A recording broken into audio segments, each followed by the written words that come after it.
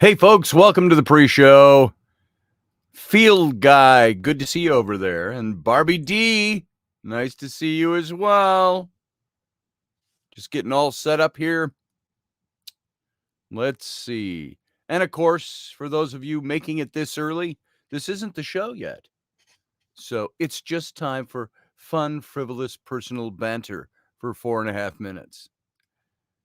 Boom. We are now connected to the live stream. Let me get the echo gone. And there we go. Look at that. Just about ready to roll. Flavor and peace to you too, Romeldian.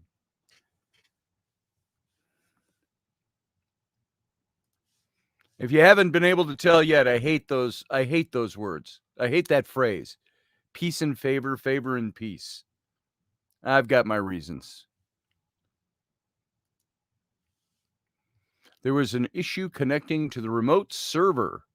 Please check the remote server and the broadcast block setup tab and try again. Okay. Let's see. Status error. Metadata setup. There's the setup.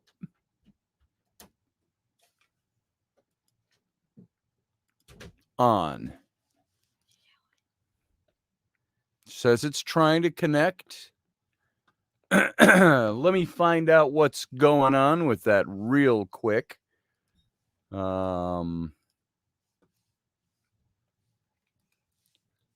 Let's see. I will write to Ron on Phillips. Here, Odyssey Radio. We'll use that one. Unable to connect to the server. Give me an error message. Let's see if he sees that and gets back to me right away. I haven't changed anything in my setup, so it's interesting that that's happening. A minute and a half before the show.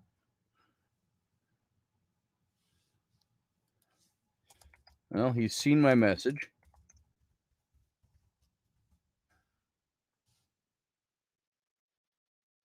Let me know what you want to do, he says.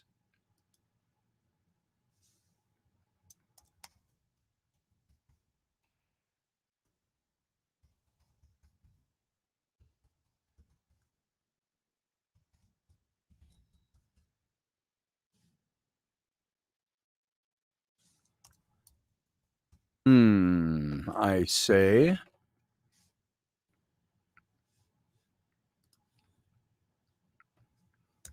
Hang on, I'm just going to take a little screenshot of this for him.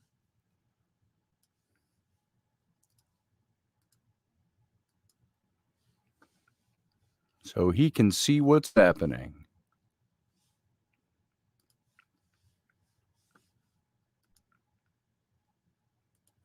Boom.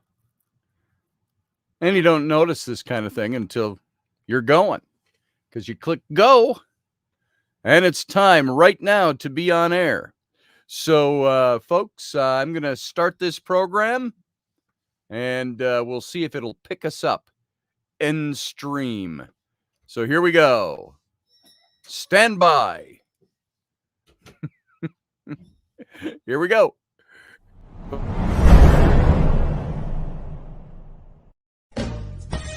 Are you looking for a really awesome and amazing graphic designer? How about an illustrator or a photographer? This is Rainey Roberts, and I wanted to tell you how you can get my designer, illustrator husband, Scotty Roberts, to work for you on your project. Do you have an awesome self-published book but no cover, or even worse, a cover that really sucks? Do you need a kick-ass logo for your company or some f***ing awesome graphic designs for your ads or website? Then get in touch with my husband for the best f***ing awesome kick-ass design and illustration. He knows his stuff, and he's been at this for for more years than I've been alive. Go to ScottAlanRoberts.com. That's Scott with 2 T's, AlanRoberts.com to take a look at his online portfolio of work or call 651-468-8115. Now go out and kick some ass with some kick-ass graphic design. Hire my dad so he can take me to Disneyland.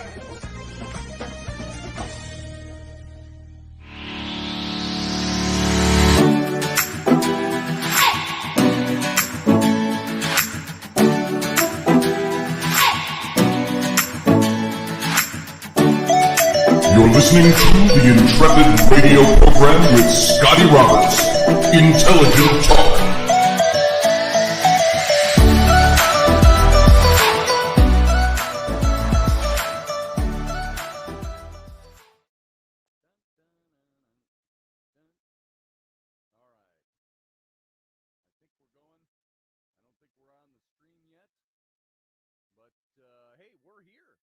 Folks, we got a couple of little technical difficulties going on, just carrying this stream over to Odyssey Radio. But welcome to the program anyway.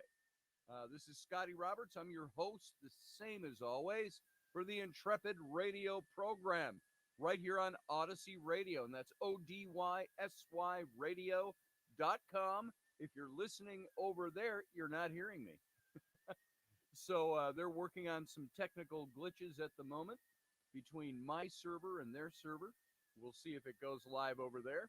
Other than that, you're watching this show in simulcast video over on Facebook.com/Odyssey Radio and also here on my YouTube channel. That's YouTube.com/Scotty Roberts. Come on over if you haven't already subscribed to this channel. Give this show a thumbs up tonight. That helps my status over at YouTube. And at the same time, if you are subscribed to this channel, you can also join this channel. Right down here under this window, there's a little join button. You can hit that and see 3 different ways that you can join this channel. And I'll talk to you about that. Let's talk about it right now for a second. You can see there's premiums there for putting out your well-earned money, everything from $5 to $15 a month for this broadcast.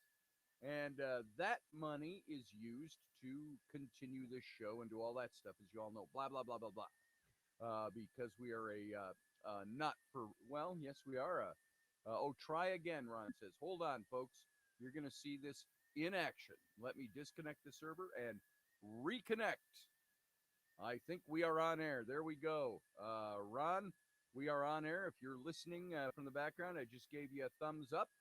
And we are now connected to Odyssey Radio. We just had a little kink in our server hose, so to speak, or the string broke or something like that, and they had to tie on a new string. So if you are listening audibly, you're catching this show in progress over at Odyssey Radio. That's ODYSY radio.com. So we're all fixed. I feel whole again. Folks, if you are thinking of subscribing to the channel, not subscribing, joining the channel, there are some perks in there, some of which we have done, some of which we haven't attempted in a long time. We're going to try to kick those back into high gear. So if you want to be a member of the channel, hit that join button and you'll see some of the extras you can get there, which is totally aside from Odyssey Radio, other than the fact that this show broadcasts on Odyssey Radio 5 nights a week, Monday through Friday, 9 p.m. Central Standard Time, 10 p.m. Eastern, 7 p.m. Left Coast Time, and so on and so on and so on. So thank you all for being here. All of you over in the chat room that are joining up, just joining the broadcast, coming on in, welcome. Master Finn, my first in command over there at the chat room, welcome to the show tonight. And Grumpy Stack, and everybody else over there. Field Guy, Morgan Snow, and who else we got that's sitting in there? Remeldian, Field Guy, Barbie D, Antoninus, and I think I said Remeldian. Remeldian, welcome too. And everybody else is over there. Thanks for being here. And for the inauspicious start of tonight's show. You know what? We are suffering the same thing we've been suffering for the last several days. And that's once we are done with winter up here in the great white north of Minnesota and Wisconsin, it we kind of have a spring, and it goes from cold to immediately hot. It's like a week or two ago, we were even in the 30s at nighttime. And so we've seen a little shift. It goes, you'll have a day where it'll shoot up to 85 degrees. Then a couple days later, it'll be in the 30s at night again and 45 during the day. Well, now we're starting to hit our hot, humid beginnings of the summer. And by the time we hit August and September, it of course will be subtropical up here. It would be subtropical. We'd have alligators and snakes and scorpions and dinosaurs and all that stuff up here like you have in the South, like Doug Stack down there in Louisiana. Same with Field Guy, except we've got these cold, frigid winters. We turn into Arctic tundra 3-4 months out of the year, but we supposedly have these great transitional seasons. So that's what we're in the midst of, transitioning from a few days ago being, cold to where it's hot and humid. So we turn on the air, and this house it was ridiculously built. This whole row of mile long of houses in here, all by the same builder, all cookie cutters. And the way they're put together is this great expanse downstairs here, the lower level, which has its own exit out to the backyard because we're built into a hill. Front yard is up there off of the main level. It's always hot upstairs and always cold down here because they built these and put no heat register. Hey, it's 74 upstairs and 66 down here right at this very moment. There's no heat or air conditioning gauge downstairs here. They didn't put one in. There's nothing connected to that to read the temp down here. So if you make it cool enough for upstairs, a cool 72, or right now 74, it gets 60 to 65 degrees in my downstairs where the studio is. So hence the long sleeved shirt and when I'm doing the radio show. And on occasion we'll get nice days. Even when it's not high temps here, sometimes in the summertime the humidity is so damn high, the dew points are so damn high that you got to close the windows or everything feels damp. The books, all the books on the shelves start getting wavy pages, and it's damn near subtropical up here in the summertime, even though the temps aren't always there. So a gallon of water weighs 8 pounds. I thought it was 9 pounds. Grumpy Stat over there in the chat room. So 199.6 pounds this morning. Drank 3 gallons of water and only gained 3 pounds today. There's humidity for you. That's what hot and humid does to the human body. I think it's part of the curse of Adam, isn't it? The curse of the serpent is that the earth will be humid forever. Now, don't go running up and quote me on that because I'm being a little tongue in cheek. But there it is. Maybe some people like humid. I don't like humid. I don't mind warm. I don't even mind hot some days. I really hate humidity because your clothes stick to your skin and all of that kind of stuff. Rainy's got to go camping this weekend. She's taking the little girl who's come over here and make your presence known. Here's the little girl, Ellery, getting ready for scout camp. She had that draped over her head. So she's got all her sleeping bag gear and mom's sleeping bag, and she's trying to walk those up to get them all rolled up to pack up for tomorrow. And there you go. So they're up to camp tomorrow. So it's just, are you struggling, young child? Oh, she went down. 7-year-old down. Camper down. At least you had a lot of padding on, huh? So sorry, those of you listening just audibly on the radio, you can't see this. There's Rowan with her typical quizzical look. I have to be stuck with him and Flint all weekend, and they're just gonna annoy everything out of me. It's going to be glorious. You're going to be one of the boys this weekend. So how about that? No. Just like old days, I will stick before to drawing puberty this, started. and What? I'll stick to drawing this and not doing anything. There Nobody's you gonna go. tell me what to do, and You can't tell me what to do. I'm going to be like a girl, and you guys are going to be like boys. and I'm going to be in a mood, and I'm going to sleep during. Do you the realize your entire- shirt's on inside out? Yeah. Those are your tags hanging there. I thought it was a neat necklace. You know, is that the new style now? Is that the 10-year-old young lady style? I wear my tags instead of a necklace. Yes, I'm gonna draw this. So- And then when we're at the movie, I'm gonna be in a mood, and I'm just gonna sleep, and you're not even gonna wake me up, even if the movie is done. Yeah, you'll be too That is scared to true. sleep down here all by yourself. So you'll probably come crawling upstairs into our bed. I'll probably sleep So- in the living room. Actually, I don't need to sleep like Okay, yeah. just like when I The sofa made for children to sleep in when they're in puberty. just like so- when I was sick. I slept on the couch, and I was practically dying. There it is. To the ER at 3 in the morning. I think it's supposed to be in the hundreds this weekend. Rainy, is that correct? It's going to be 100 degrees outside and humid up here. So, Doug, we're gonna have Louisiana weather up here for Father's Day, and that's not strange. I see sometimes in Facebook, you know how your memories pop up. 3 or 4 different times over the last 8 years, I had said something about today and yesterday as that, wow, it's sweltering. It's in the hundreds today and high humidity. I'm not going outside. So, yeah, there's not much shade out there, Doug says. Yeah, you can go find a swamp, set up your chair in the swamp, keep your feet cool, and watch out for alligators. So, yeah, that is too much. So, okay, what you looking for now that I invited somebody over to talk? They're just hovering. Now they won't leave. I'll never get rid of them. And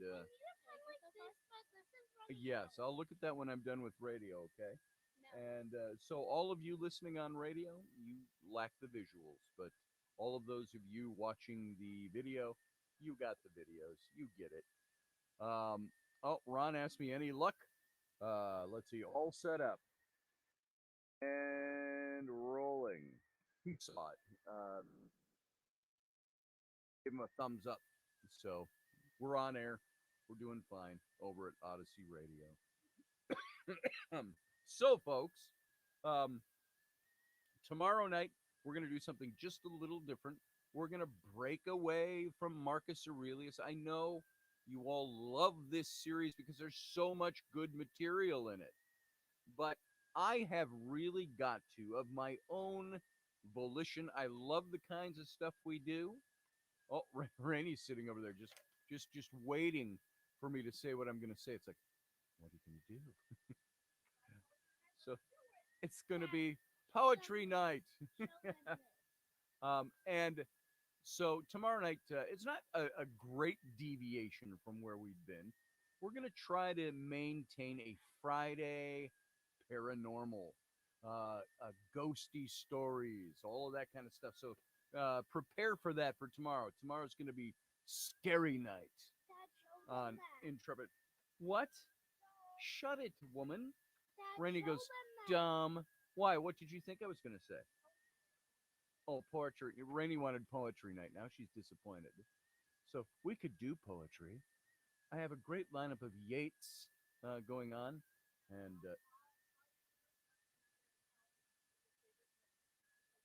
yeah, everybody in the listen, you can all call in tomorrow to quote your favorite poem. I know Doug Stack's favorite poem has something to do with Nantucket, but that's not sincerely. That's not a poem. That's a limerick. Ellery's dying. She wants you to see that. That is 4 UFOs taking off, and you can tell why they disensanguate cows. It's so they can use their hides for their spaceships. Those are mushrooms. They're mushrooms, dingbat. There you go. All right. She's just copying me from last night because I started drawing this stuff last night. Oh, and yeah. Now she's copying yeah. me. I drew stuff like that Well, last night too. Sorry, Rainey. I'm putting up a nude of you on the show. Ellery did this one of Rainy. And I said, they're more like circles with dots in the middle. That's a very interesting drawing of mom. And this is yours too, right? Oh, that's mine. Oh, this is Rowan's. Why does everyone run away from me? She says. That's what's his name? The His name ghost. is none of your business. That's none of your business, and he is the sad, melancholy ghost. Oh, can I show them the notes I drew last So, night? sure, you may show them. All right. Yes, I created the monster, and it's here with us. 30 minutes of paranormal, followed by 30 minutes of poetry. Balance it out, says Antoninus. You got it, brother. You got it. I might do some James Joyce even. Okay. So Go quickly. I drew this last night. Awesome. And you're teaching your sister because she's copying you. How noble. Yes. That's great. She's doing a great job. Okay, and then I drew this one. Rainey singing big butts, and I cannot lie over there. Well, oh, she draws big And I drew butts, this one. and she cannot That's a lie. little, that's a little like Uranus. This is already feeling a bit like a Friday night show, isn't it? Or an after show. The Captain's Cabin. And folks, after tonight's show, we have the Captain's Cabin, which is kind of the afterglow, which goes on after this show. So, Okay, and then we got this one. yeah, I'm being shushed on my own show. We got, yeah, because it's our show tonight. So we got this one. Oh, look at that. You drew alien craft with cow skin markings. Those are mushroom things. Okay, make it quick. And then we Make drew- it quick. And then we drew this one. Okay, and then she's got this one, Stop. and she's You're got going the other too one. Here, I'm going to give you your stuff so And you can go this one. and do your own thing somewhere Quiet, else. And then this Bye. one. See ya. Stop. Bye. Mom, get the hook out, please. Take that one off stage. There we are, guys. Here's So, another one. there's a bit. Okay, there you go. Ellie just drew this. There's an updated picture of Mom. Well, there you go. Very good. Thank you. Thank you for that. Thank you for that. Boom. Ha. All right, guys. And as long as we're still in this this preliminary mode, I'll just say it one more time. Go get the Sword and the Clay if you haven't gotten it already. That's my latest book. You better hurry and get this one before the next one comes out. Then this will be old. So, as you know, if you don't know about this, it's about 8,000 words. It's written like a kid's book, but for adults as well. Adults will enjoy reading this to their kids, and you'll enjoy it as an adult. And those of you who have heard this, you know what? I'm just going to read you my authors from the authors section, so you get an idea if you don't know anything about this. The story you're about to read is true. Well, to be honest, only parts of it are true. The parts about Will Bird and his brother Steve are definitely true. And Will's personal accounts of supernatural visitations and finding an old sword in the mud at Amiens are also true. I have been as truthful as I can be, despite a few artistic embellishments, in retelling the facts as written by Will Bird in his personal memoir of his experiences in World War I, the book called Ghosts Have Warm Hands. And the part of this story that is not true, dear readers, is the part about Marius Abruzzo. That's the man on the front cover of this book. And Marius Abruzzo and his two brothers, though in saying that they are untrue, I feel as if I might be misleading you. While I have striven to be as accurate and historically faithful to the times in which they lived, the Abruzzo brothers are complete fiction, a necessary speculative fabrication in an otherwise echoing void of who, what, where, and why. And while they may not be real people bolstered by real historical records, I cannot say that they or someone like them did not exist. While I'm an historian who relies on facts and dates, anthropology, and reliable archaeology, I also have learned to wait for that still small voice. You know what it is, and you recognize it when it speaks. You may say it's God or gods, goddesses or ancestors, the great spirit or the universe catching your ear. All I know for sure is that this story flowed as if it was being guided. I'm satisfied with that, and I know you will be too. Scotty Roberts, Somerset, Wisconsin, February 2nd of 2022. I wrote that intro to this book, my intro to the book. So there you go. Folks, if you do not have this book, it's an easy read. You've heard parts of it on this show. Some of you heard all of it on this show before the book was even published. I shared that with you in a couple of the programs. And there's the back cover you can see. And so if you have not gotten that book, just go to the website of the same name, theswordintheclay.com, and you can pick up your copy today. You can also find it on Amazon. So there you go. That's it. That's all I got to say about that in the first 26 minutes of this show. So welcome to the show. Oh, Rainey just set this down in front of me. Here you go. This is the current temp and humidity in the downstairs because we don't have one on the wall. There it is. It's 66 degrees down here and 48% humidity. Oh, it was 64 when she dropped. There, you can see that on the bottom. This just reads the current air temperature and humidity and stuff like that. So down here, it's 66 degrees. Upstairs, it's almost 20 degrees warmer upstairs with the air conditioning on. So there you go. Come over here. Stop speaking from the wings. Rainey's got to come over and say hi. So there you go. Yes, you do. So cover the here. Take that thing up. Give me that. Take that thing up. Oh yeah, there it is. Hold on. What, were you afraid that the whole thing was gonna come up? So there she is, Miss America. And all right. So what's camping gonna be like this weekend? You gonna have a good time? I'm gonna wear these pants. Do you think my ass sweat will shine through? I don't know. What do you got on? No, there you go. Think my butt sweat will show through? I don't think so. I I think you'll be just fine. It's gonna be hot. And It's going to be hot and sticky everybody's this weekend. ass and underboob sweat. I'm gonna be sweating.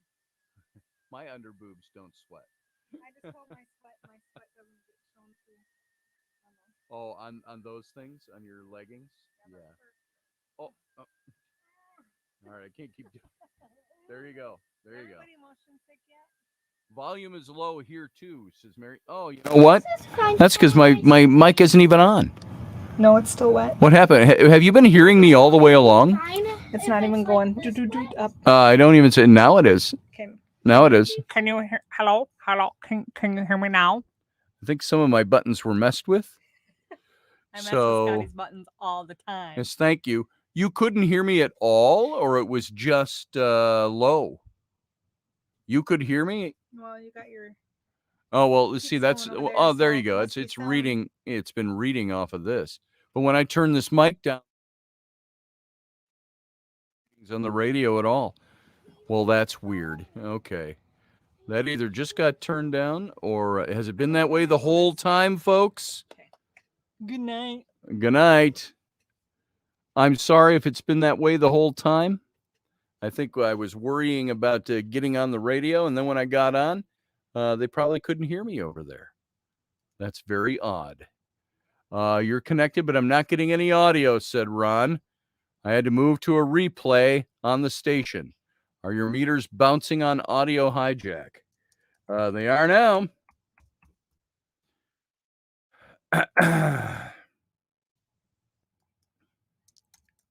All right. So, folks, everything I've just talked about over the last 26 minutes, what a waste of a radio show tonight because you couldn't hear me. Oh, well. Grumpy Stack says, good night, my hot next ex-wife. I've heard I've heard you most of the time, says Grumpy Stack. Well, that's good. It was low the entire show. Well, at least he was picking something up. Something is misdialed on here, and that's awfully strange because everything's in a different position than it was last time I broadcast. Hey, Chuck. Good to see you. There's brother Chuck Thurston. Good to have you in here tonight. And yeah, we had a few technical difficulties with the radio station at the beginning. So hopefully we're over that. We're hopefully over the soundboard problem. And there you go. It is what it is, folks. It is what it is. Let's get into, for the last half of the show, it's not even half. We got a good, more than a third of the show left. What is it? It is now 9:31 my time. And at 9:56, we go off the radio station. But stick around here because we'll do the captain's cabin after the show. So I'm glad you all stuck through the sound difficulties and the radio difficulties, which, of course, now, even though I'm connected to the stream, it's not playing on the radio because my audio wasn't coming through correctly. So we are all set to go now, a half an hour late. And technical difficulties. I need an engineer. I need a producer who's sitting here doing this so I don't have to do it. And, of course, because I was yapping away, I didn't see anybody saying, hey, we can't hardly hear you over there. So I'm glad you can hear me now. And can you hear me now? Rainey says. So Ron messaged me and said, you're live at the station. Oh, there we go. I'm now live at the station. Does the shirt match my shorts? Yes, it does. It's astounding. I love my wife. She's over there showing me clothes changing and dancing. So you don't get to see that part. So yeah, her office is all on that side of the studio, that end. Yes. One of my new shirts I bought too. Yes, it's now mine. Okay. It's now mine. Okay. I needed a long sleeve. What are you doing? Taking my pants off. What? Taking my pants off. Duh. Thank you. Thank you. Thank you for that. Folks, only on live radio, only on my show. So I want 100 years from now, my great grandkids to be like, what a freaking nut job. Yeah, she does. There are times she's come on this show and she's been right next to me and she's mooned me right on the show, but you can't see that. That's my wife, and now she's doing a funny little dance over there. She kind of looks like the gopher from Caddyshack when she dances. Few of you will pick up that reference. I always appreciate it, but she always does it just to. It doesn't annoy me. I'm not annoyed. I'm only annoyed that I'm doing live radio and I can't do anything. Scotty Roberts, the Naked Studio, he calls it. Thank you, Antoninus. And so Mary Wins. Hi, Dougie. Good to see you, Mary Wins. Haven't seen you for a while. Glad to have you on tonight. And Chuck Thurston. As I said, hi already. All my good old friends come in when we had all these technical problems tonight. So let's continue on. Let's blow past that. I want to get back into the. Thank you. Thank you. Thank you. Thank you.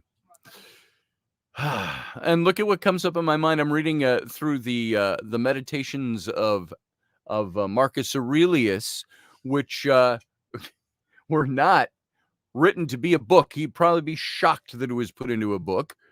These were all thoughts to himself. And we've been going through all of these and still probably a couple of weeks to come before we get out of this. Not tomorrow night, though. Tomorrow is going to be paranormal night. I don't even want to call it that. Paranormal, the word itself, it's starting to recover a bit, but there were a few years where it became a caricature of itself. And if you said that you were into the paranormal or a paranormalist, you were one of those weird folk. Now it's becoming a little more accepted because more and more people are experiencing things. Isn't that the way it always goes? Sorry, skeptics, big S skeptics. So, but I'm looking at Marcus Aurelius, and I think we covered this one last night. But the one that pops up right in front of my mind as my wife is dancing naked over on the other side of my office to tempt me, but not really, because I'm still here. Oh, now she's folding laundry naked.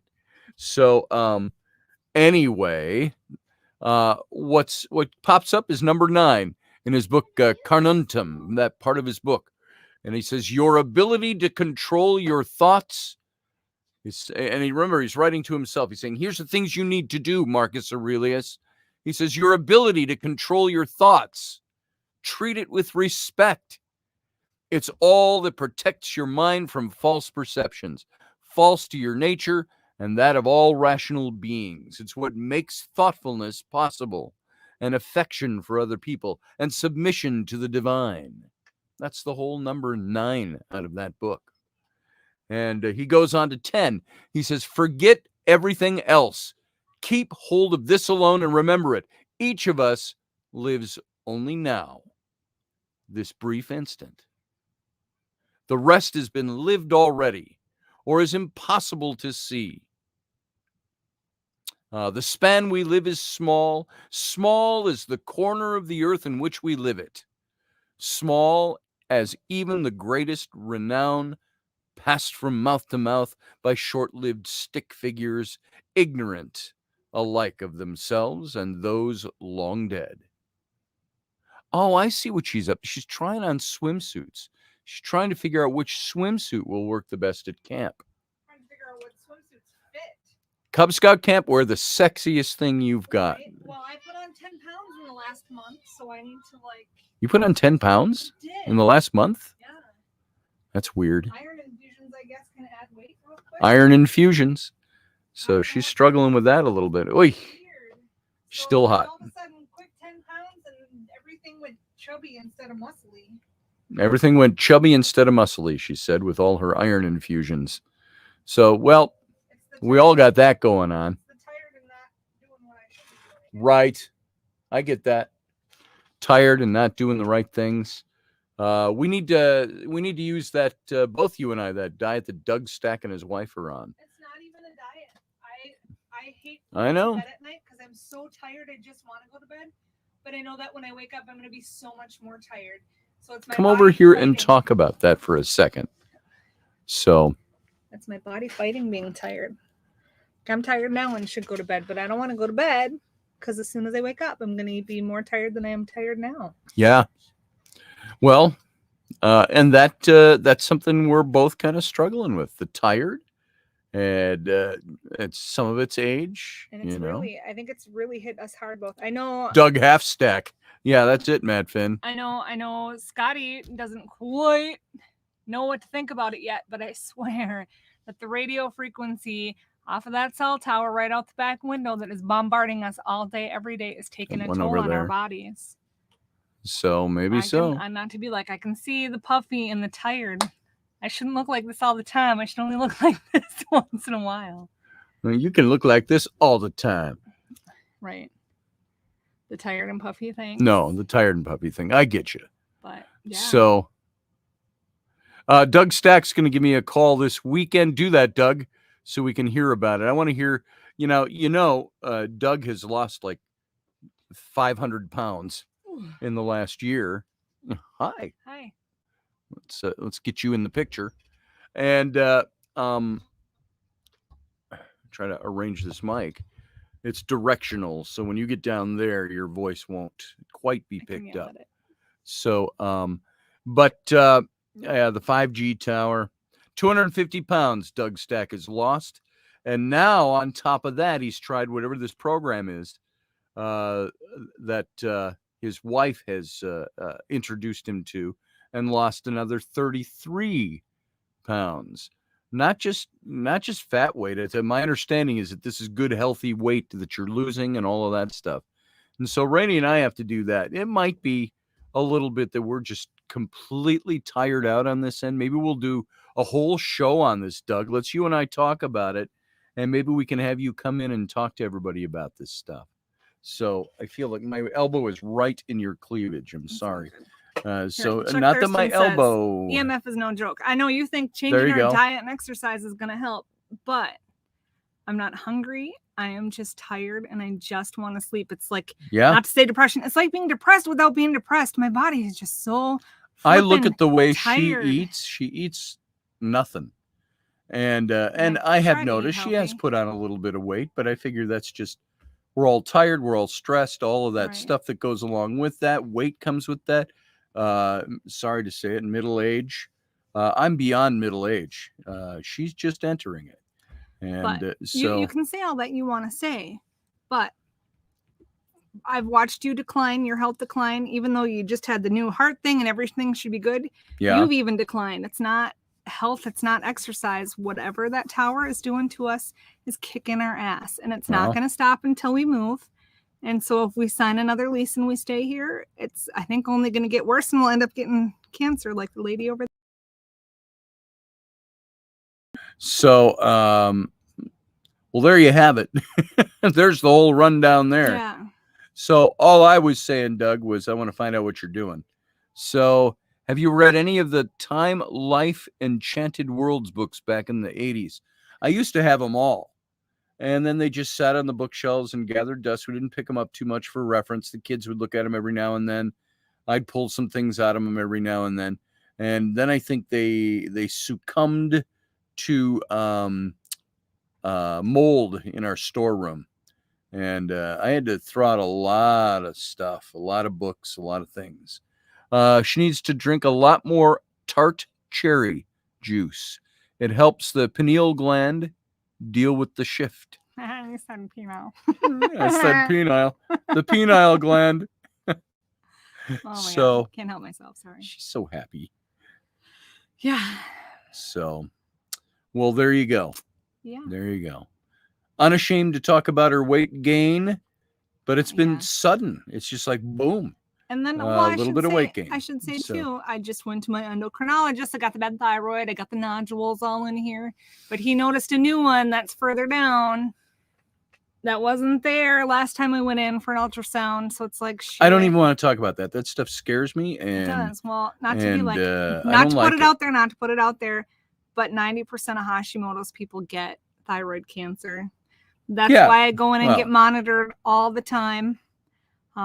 So But the new lumps and the new bumps and the extra tired is a little scary. yeah, that is. I don't like it.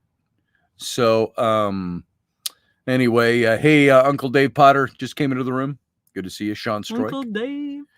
And so it's an irregular show tonight, only because we had an irregular beginning with our tech problems. But And then kids running in and out. kids drawing running in and out. I pictures. invited them in because I thought we weren't going to be on air tonight, other than here on the channel. Invite them in. I'm going to move that up a little bit so your Okay. head's not so cut off. There So you I'm go. not stooping. Yeah. Stooping. Do you like being on your knees down there? I mean, seriously, I don't mean it that way. I'm fine. It's like I like you there, but I'm fine. I got the um, arm to rest on. I'm good. okay, Yes, Grumpy. that would be hard on I my am knees. I taking my wouldn't- thyroid meds. She is taking her thyroid meds, and I have noticed. I will say that I have noticed both of us struggling with stuff physically lately, and I don't know if it has anything to do with the tower or not, or if that's adding to it, or what it is, because my heart's in great shape, other stuff, but I am constantly tired. Constantly. I went to my doctor, 3 months ago? It's almost 3 months ago now. 2 months ago. I went to my doc and I said, why am I tired all the time? I'm forgetting things. My mental acularity is off. And she ran all kinds of tests and said, nothing wrong with you. Your iron's low and your vitamin D is low. You remember that when I talked to you about that. But I can wake up. Yesterday is a prime example. I, my whole life, have been a night owl, and then I go to bed. I sleep 3 to 5 hours, and I'm good. And I've been that way my entire life until this last year, last 6 months especially.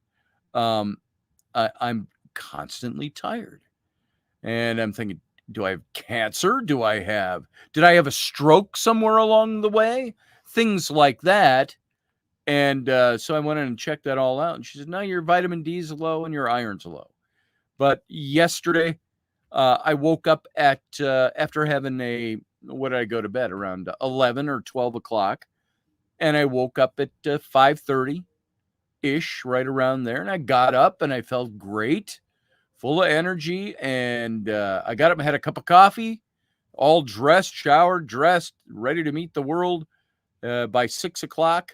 And I had a cup of coffee, caffeinated, and went, boy, I feel lightheaded. And I went and I sat back down on the edge of my bed, and I woke up at 11:30 yesterday morning. So I slept another 6 o'clock to I was up about an hour yesterday. So I 6:30-ish to 11:30-ish is 5 more hours. Unabated by anything. She didn't wake me up because she thought I needed it. And she didn't know if I hadn't stayed up all night working. And so she just let me sleep. And stuff like that. Is it the tower? Is it that kind of thing? Is it manic or hypochondriacism to think that the tower is something? But Chuck Thurston, EMF. Not kidding. Its effects can be nasty. Yeah, they can. I've read a lot. She's read a whole lot more about it than I have. And we've talked about it on the show. Sometimes I just dismiss it. I'm just like, oh, whatever. But it's mostly because it's something nobody deals with. And Chuck and everybody out there, we all know they're building all these new neighborhoods right in the middle of 2 of these towers. One right out our back window, up on the water tower across the railroad tracks back there, behind the trees and all that. It's half a block away. And then half a mile away over there. So we're triangulated. Chuck says the pineal gland is a magnetic compass. It regulates your body, your sleep clock. Stick it in a strong EMF field and you're going to feel the ass kick it brings. So now you say that. Sam came over last weekend and he brought a compass to show us. A compass will spin in our living room. Oh, really? Yeah, you guys. Sam. Oh. I still haven't figured out where north is here. I got a here. compass he gave me sitting right up there. Because every time I use a compass, it there. spins. Here, grab that compass. It's right next to the Aztec bowl up there. Let's see what the compass does. So, what time we got? 9:47. I got to watch the time for when we go off air over at the radio station. Okay, here. See if you can hold that up in here so people can watch it. I don't know if, well, not being level, it's not going to raise it up just a little bit. Okay, that's pointing true north. It's not. Oh, it's not now. It was spinning just a second ago. And it's spinning now. Yeah, it is. You can't see that because we can't come down on top of it and show you.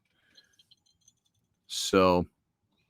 But yeah, it's down here at Scotty's desk, just spinning, going back and forth. It's going back and forth and spinning. Now it's going back the other way. There you go. So. LOL, I'm not coming to visit. This could kill me. Right? Says Chuck. Well, we just got asked if we want to renew our lease here. And, of course, not renewing our lease, you know what that means? We've got to have something else lined up by September 1st. And there's nothing just don't want to do that. But here's the kicker. But you can't just move and it costs nothing. The last time we moved, it cost us like $7,000. And that's just for renting. That's for renting. Just for renting. And no matter where we go, we will never get our deposit back because we've never gotten a deposit back. So if we got to put another $2,500 down for a deposit, that's gone. So, there's the thing. And we pay, almost $2,000 a month for a nice enough townhome, but cheaply built townhome, cookie cutter. Matt Finn, it's like I said, when the day we started broadcasting after we moved here, I said, sad, we're done moving, thank God, but this is not the last move. It's either going to be to another rental home before we can build, or it's going to be into our new house. Right. It all depends on how certain things play out this year. And there's only, 3 months left until we would have to renew the lease here or not. Or at least let her know Well, they're So- building 262 houses, single unit houses. Right over by the school, right over behind here. the house, the high school. So maybe, just maybe. Yeah, something there will open up. Not that I want to live in a cookie cutter neighborhood. Well, I But do it's now. It's further away but from the cell tower. It's further away from the cell tower. And of course, as you all know, said we want to build a shipping container home or something like that. That's a little less expensive to do on some acreage. So we're looking at that, trying to get our feces coagulated to make that happen, and blah blah blah. That's all. That's our personal story. That's as you know, I got a giggle. Matt Finn says, "Time to finish another book and buy a house." I would like to let you know that the books have never really made money, so Scotty doesn't have to do nothing. Well, see, it's not that they don't make money. They don't make money enough to say, I'm a published author several times over, and I'm relaxing in my retirement now, thinking of what to write next. Right. No, it doesn't work that way. It's like I've got a royalty check coming. It's in the mail right now from Red Wheel Weiser, and I'll share this with you. It's under $800. And that if that came once a week, you could maybe have it. We'd still be struggling. When it comes once a year? Yeah. So 2 times a year I get royalty checks. I don't know that we got one for, I think it's been like a year. They accumulated the last one into them in one. Okay. And so it's a nice little shot in the arm when it comes. You go, oh, hey, I can pay a rent this month with this. Or totally not worth the waking me up in the middle of the night to read me sections of a book I really didn't understand. Oh, but it was an amazing book that she's talking about. When I was writing in between Nephilim and the Reptilians books, I was reading the new translations of the old Sumerian, Mesopotamian cuneiform texts. And this is where I was reading about, and this was back in, when was I writing that book? Nephilim came out in 2012, so I was writing the next one on the Reptilians in 2012. And I remember reading The Tale of Atrahasis and all about Enki, Ea, Sumerian gods, the Anunnaki, the Anu, and she loved it. And I would pick up the book and I would say, Rainey, it was like 2 a.m. once, the light's still up in the bedroom, and the lights are in the bedroom because I'm scared of the freaking dark. She is. She was always seeing monsters out our window and ghosts. It's the way she is. I still see stuff. We need to do a whole show just on. She could have her own paranormal show with all the stuff she experiences. She's a magnet for this stuff. A ton of stories. But anyway, so I came in. The little lamp is still on the bedstand, and I said, Rainey, Rainey, are you awake? And she's like, the wonderful wife she is. You know what she did? She sits up and she goes, yeah. And I said, you got to hear this. I said, listen to this. And I was reading her new translations of the ancient, we're talking 6,000-year-old cuneiform texts, 4,500, something like that, 4,800. No, it was older than that, from 4,500 BCE. And so I read her that and parts of the Tale of Atrahasis, and I said, isn't that? And she sat like this the whole time, just, oh. And when I was all done, I go, wasn't that amazing? She goes, that was amazing. And she said, you know what?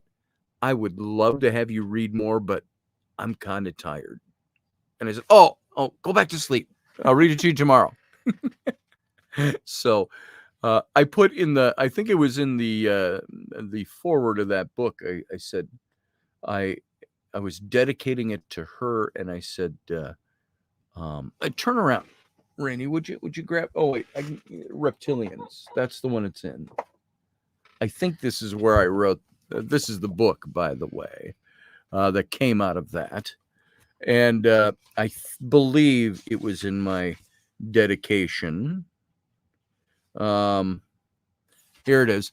This is my dedication of this book. It's right there. It's a big, long one. I want you to hear this. How much time have we got? We got to be off air in about a minute. And so I'll save this for the captain's cabin before we sign out here. This is the dedication to my wife as a result of things like her sitting up, chin on hand, on elbow, rapt attention to falling off of my words without falling off to sleep at 2 a.m. And we weren't newlyweds. This was this was 5 years into marriage already. So we already had one kid. Did we have two already? Rowan was born in what year? Flynn in 2009. Rowan was in 2011. So yeah, we had the 2 kids already. She wasn't pregnant with the 3rd yet, but it was coming. So folks, you know what? Sit tight. We're going to go out on the radio station. So I want you, all of those you listening on the radio station, you know what? Live long and prosper.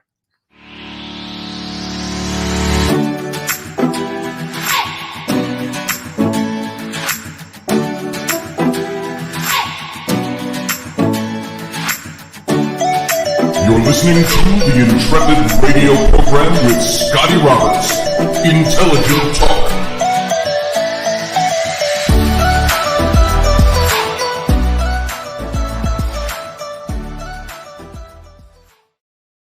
Yes, Chuck Thurston, pour another round. For now, we got a little echo here. This is going to cut out in just a few seconds here. The stream cuts off. The stream keeps me connected. There, it's gone. Now the echo is gone. My God voice is gone. So, welcome to the captain's cabin. This is where I do your captain's. Do your pirate voice again. I don't have one. Do Arr! Arr! Arr, matey. Oh my goodness. She does when she role plays. I love it when she comes into the room naked with an eye patch and a hook on her hand. Arr! Prepare to be barded. I was reciting some Edgar Allan Poe to Ellery yesterday. That's and she was just kind of giggling and like, okay, you can stop now. You can stop now, Mom. That's funny stuff. Did you like me read any of the poem yesterday? Did you like Edgar Allan Poe? She's not talking now. So here we go, guys. This book was published in 2013, I believe, is when this came out. I got to double check. Was this 2013? I thought Exodus Reality was 2013. Oh, you know, the funny thing, I had 2 books come out that year. We had this one came out in February, I believe, of 2013. And the Exodus Reality, right there. This one came out the same year. Since we're not like the one I'm going to read out on of that. radio right now. When you gave Sam a book, you didn't give him my book, did you? No. Okay. No. And then Exodus Reality with John Ward. That one came out later that same year, October. That book is dumb. Don't read it. Shut up, Rainey. That's a good book. It's full of pictures. So if you don't know this, those of you sitting here, Chuck Thurston, this is for you especially. This book it's John Ward and I presenting our 2 different views on the historical Moses. Was he an historical guy? Did the Exodus even take place? And so in this, I spent a month in Egypt with him. And so the book is just chock full of photographs and all that. But we have these 2 color sections, everyone. If you have not read this book, this is, we take our 2 different candidates for Moses. And we've broken it down. And the 2 color sections, they were for, Rainey will be back, just breaking down all the different theories. And I wanted to lay these things out for the book. I said, you know what? I'm designing the cover and I'm laying out the book too. So because I wanted it to look a certain way. I didn't want square pictures plopped on white backgrounds. So I did stuff like this. So there's like a 2-page spread from the book. So stuff like that for the color sections. So there's 16 pages of color in this. And it's kind of a buddy, Hope and Crosby, which is losing more context the older those movies get, on the road in Egypt kind of thing, going through that. And so, well, anyway, I want you to hear this dedication to my wife after she put up with all my stuff. Oh, thank you, Barbie D. After she put up with all of my junk, into the hook. I am indeed Master Finn. We're into the hook. Swab me deck. Prepare to be barded. Climb me mizzen mast. All right. Here's the dedication I wrote to. It's the dedication of the book, but it's to my wife. And I spent a whole page on this dedication. And it goes like this: dedication. For better, for worse, for richer, for poorer, in faith, in cognitive dissonance, when writing, when facing writer's block. Although these were not the vows of our nuptial bliss, my wife Rainey has been the experiencer in and throughout, hefting all of these things as they blethered and bilged out of me. Bilged out of me. Although not all occurred during the particular writing of this particular book. For all the months of time I spent researching, reading, writing, rewriting, lying in bed with my laptop, casting a blue-gray luminescence about our room in the middle of the night, for all the times I excitedly distracted her from her tasks, or even worse, her slumber, to read new translations of ancient Sumerian cuneiforms, or newly stumbled upon historical information that prodded me from my intellectual beescence, for all the times she was overburdened with being the single parent, the war widow of our two wonderful little children, Flynn and Rowan Clare, and my 11-year-old son, Samuel, while I was off campaigning through ancient texts and pop cultural fantasies, all the while remaining grounded and supported despite her frustrations with my brooding creativity and uplifting during her motherly vehemence. How was that for all a run-on sentence? For providing an atmosphere where I could work and think and create while taking on the heavier burden of wrangling the preteen, the toddler, and the babe, doing her best to keep the extraneous daily affairs of the household off my plate so I could write. For bringing me coffee and sitting on my lap to hear me read things. Nothing like your beautiful wife sitting on your lap as you read cuneiform texts. For sitting on my lap to hear me read things that I am sure either bored her to tears or during which she could have been engaging in something much more aligned to her own schedule, likes, and agenda for those times. I lovingly dedicate this book to my wonderful, caring, supporting wife, Rainey Roberts. This book is as much a product of her stalwart love and affection for me as it is the work of my own hand. She signed on for normal, but got me instead. And then I wrote at the very end, this book is also dedicated to the memory of Philip Coppens, whose life and research has been an inspiring, integral part of who I am. I could go rest high on that mountain, my dear friend. He passed away not long after he wrote the foreword for this book. Philip Coppens. You may remember him from Ancient Aliens. He was on that show. He was a conspiracy author, wrote a lot of things on the JFK assassination. He was a Belgian. So, good man.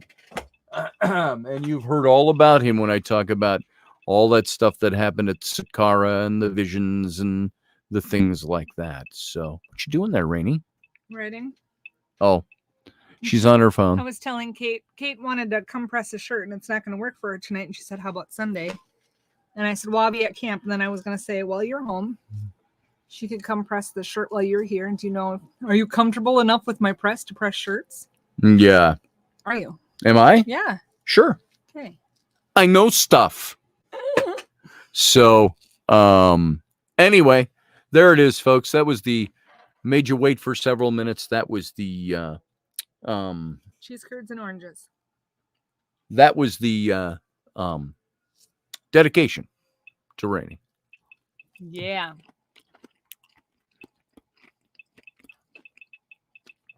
Steve Clark paid $57,000 for 24 acres. 3-bedroom, living room, dining room. Been here 11 years. Payment is now $469 a month. Payment at first was around $700 a month. Wow. That's a pretty good deal. Let's see, we need something like that right now. That's what we need for our family. 24 acres and a 3-bedroom house, 5-bedroom house. So, not that we're picky. So, anyway, there you go. Hey, Mary Wins. Hey, Professor Bauer. Good to see you here. Simplified, he says, here because she survived. Her? Huh? You are talking about my wife, right? So, actually, we didn't think she was going to survive the 3rd child. That was a tough one. There were some scares in there. So, thank you, Barbie D. She likes the pictures in the Exodus reality. It was a fun trip. And Hi, Mary. Rainey says, hey. So, Professor Bauer, you should come on over here. You know how to get here? Folks, we should bring Professor Bauer in. Just if for nothing else, I'm not in a mood because of the crunchy night we've had to get too deep, but he's fun to have on. Yeah, well, not to be a total but I should go to bed because I got to get up and go do a massage tomorrow, and then woohoo, I still have to get ready for camp because I didn't do that. I sat here and I got to get you warmed up for massage. That means you can massage me to get warmed up for massage. I'm scared of my shoulder already. I don't want to do any extra. Yeah, I hear you. On your bear tumbler, can you do a teddy bear? I can do whatever you would like on a tumbler. She can do whatever you want. She just passes it on to me to design. There you go. Someday There's I'll have Professor a computer Bauer. that's new enough that it'll let me use Photoshop. That's right. Boom. I'm going to take off the header piece. Boom, like that. And we could even stop the scrolling banner. There we go. Is that better? Yeah, there we go. Okay. There we go. Now we're both here. Oh, let me get the chat room back on. There we are. Professor Bauer is with us. Hey. Good evening, everyone. How is it hanging? It's hanging. To the left. And always reminds me, whenever I hear how's it hanging, always takes me back to Bill and Ted. I think it was the second movie, Their Excellent Adventure with Death. Was that the second one? The one with death in the movie? Are you supposed to remember those movies? I don't know. Maybe it was the first one. Maybe they only did one. I can't remember. They just did a remake of Bill and Ted. I know. I have not seen that. I want to see that. But I loved that movie when it came out, 30 years ago? And they meet death in the movie. And their opening line to Death was, I'll be back. I am Death. And it was like, hey, Death, how's it hanging? So, when I think about a lot of the isms that we had and used back in the 70s and 80s. Oh, my God. Oh, I mean, everything was bad, man. That was bad. That's bad. Cool. It's far out. Yep. Right. You notice how things go opposite. It was cool. Now it's hot. Then it's cool again. Right. It was bad. Good became, that's bad. Now it's sick. That's sick, or is sick. Dope. Out. I kind of like dope. Dope is pretty it's good. Like when somebody says, oh man, that is so dope. And they go, I actually, I can relate to that for some reason. Grumpy Stack says, wow, 2 non-credentialed scholars in one room. Mind blowing. One of the things that I find extremely fascinating is, and I think I've ranted off on this in the last couple of visits, but is about how there's been this proliferation into all of our social fabric, all the institutions, in particular academia. And I got to tell you, that particularly in those last 2 years, did you just get flashed? No, my wife, who's wearing she's been sitting here the whole time in her pajamas, her little string tank top, Uh-oh. braless, and her boxer shorts. Oh, And she did her, think of Disney's, they did Peter and the Wolf to Tchaikovsky. Do you remember that? Way back in the 60s. yeah, yeah. Dun, dun, dun, dun, dun, dun, dun, dun, dun, dun, dun, dun, dun, dun. And they did Peter and the Wolf, a cartoon to it. And they had Peter, whenever they'd show him going through the woods, he's like, dun, dun, dun, dun, dun, dun, Yep. dun, dun, dun, to the music. That's what she just traipsed by doing that. Right there. Huh. So it was a joy. I would to put view. that in the squirrel category, but I'll It's a leave it at squirrel that. category thing. So, But what I yes. was saying was, there's this thing that's happened, and it's caused a great deal of it's raised a bunch of questions, and in particular over this last couple of plus years, I've gone through this whole pandemic, slamdemic, scamdemic, whatever it might be. Yep. There's one clear thing that's happened, and it's empirical data, and that is that all of the experts have been wrong every time About everything. right. And hindsight is, obviously always a great thing. When you have data after event, and you're able to put the data on the table and examine it and kind of see what the hell went on or what's going on, then there's no question that the entire thing has been a massive examination and an example of being competent incompetently. Yes. It's these people there that was- have said they know what they're doing and they're going to do it, but they were incompetent in doing what they said they were going to do, and even there in was their something, analysis to come up with what they thought they should do. I was listening to somebody talking about the January 6th hearings. I just popped in to say I'm going to bed. Okay. Good night. Good night. See you in a while.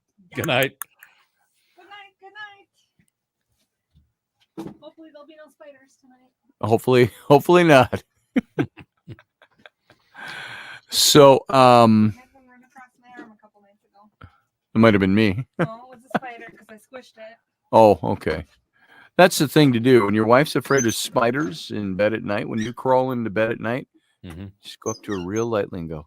Until I get punched in the face. Till you get punched in the face, she said. Yeah, I guess So there's always that. If you got that little sadomasochism thing kind of going on, it's probably worth it. There it is.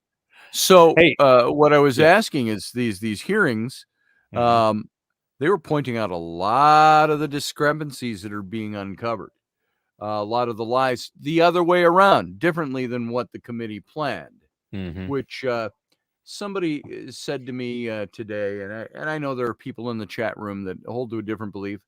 I don't dislike any of you for holding different political ideologies. Let's get that down. But somebody said, I've got some people urging me to watch it. Watch it. You need to watch it. And I said, I'm not going to watch it. I saw the best one, the Homer Simpson, the little 4-square cartoon that comes out. And he's closing the garage door on somebody trying to talk to him. And it says, "Hey neighbor," and the next one, it's part of the way down. Have you seen the January 6th hearings yet? And it keeps going down till it's closed. And so it's I want to compile that list so I could talk about it cogently. But there are so many things being uncovered that they're not focusing on. That has revealed a lot of the lies going up into this thing, and a lot of the outright lies that are there for the purpose of what? The whole hearing, and this is all I'll say about this. You can add your 2 cents or your 18 cents on it. The whole purpose of this show trial, this sham dog and pony show, is for one reason. It's not to defend democracy. It's not to better the people of the United States. It's for one reason alone. Do you know what that reason is, Professor? I'm scared Trump is going to run again. Well, they're afraid. The underlying Trump is reason. gonna run again. Yeah, the underlying reason is they're using or their tactic is using it politically. And the reason is because they're scared to death of Trump coming back. Because if there's one thing, well, there's many things, but what's fascinating to me is that the entire narrative for the last 6+ years has been Trump's connection to Russia, and they've gone after his finances, his taxes, his family, his, I mean, it doesn't matter what they've gone after. None of it has ever materialized into anything. Yet it's been the key focus and narrative of all of those who opposed him and didn't like him for whatever reason. And it continues. And as I've heard it said, this is also impeachment number 3 of a non-sitting bring it president. on. Bring it on. So bring it on. But what's sad in a lot of ways is the ideology has taken over reason and common sense and logic. If the majority of what, and I got to say this too, and I don't know if you've seen this, the Durham trials, the things that he's doing. Have you seen his regular updates on YouTube? I have not. Holy all shit. I heard was the glee spouting from the left because the guy didn't get indicted in the trial. The old Sussman, was that his name? Whoever it was campaign director. But who's a Robbie Mook is the one who said, Clinton, confirmed or approved all this. Let me, this guy does this for he comes on, and I'm not sure what to think about this. And I would like your opinion and anybody else in the chat, because it's very unusual. I find it very strange because this guy he's got this, his reputation of being a badass, and he refers to himself as the Punisher. Okay. And he does these videos all the time. So this is the one from today. So just tell me what you think of this. All right. Let's see. It's going to get this screen here. Share audio. Okay. Oh, be careful. One of your videos you played for me got my particular show unmonetized. You got a copyright claim? Yeah, copyright claim on one of the videos you showed a week or two ago about something. I don't know what that would be. That's I'm not weird. worried about it. I'd like to know what it is. So I'm going to add this in. Here it is. There he is. John Durham. The Punisher Durham. Now watch this. Ladies and gentlemen, it's John the Punisher Durham. The Punisher. On this Thursday. Welcome. I hope everybody's been having a fine week, because the Punisher's been busy. I've been so busy, I haven't had a chance to get on camera much. But not to worry, I'm here now. And heads, oh boy. I know you're tired of hearing that, but guess what? You're going to hear it again. Heads are getting ready to roll soon, very soon. And now let's take a little break. Gotta pay the bills. Today's segment has been brought to you by a big-ass hammer. And I might just drop it. Hello, everybody, and welcome back.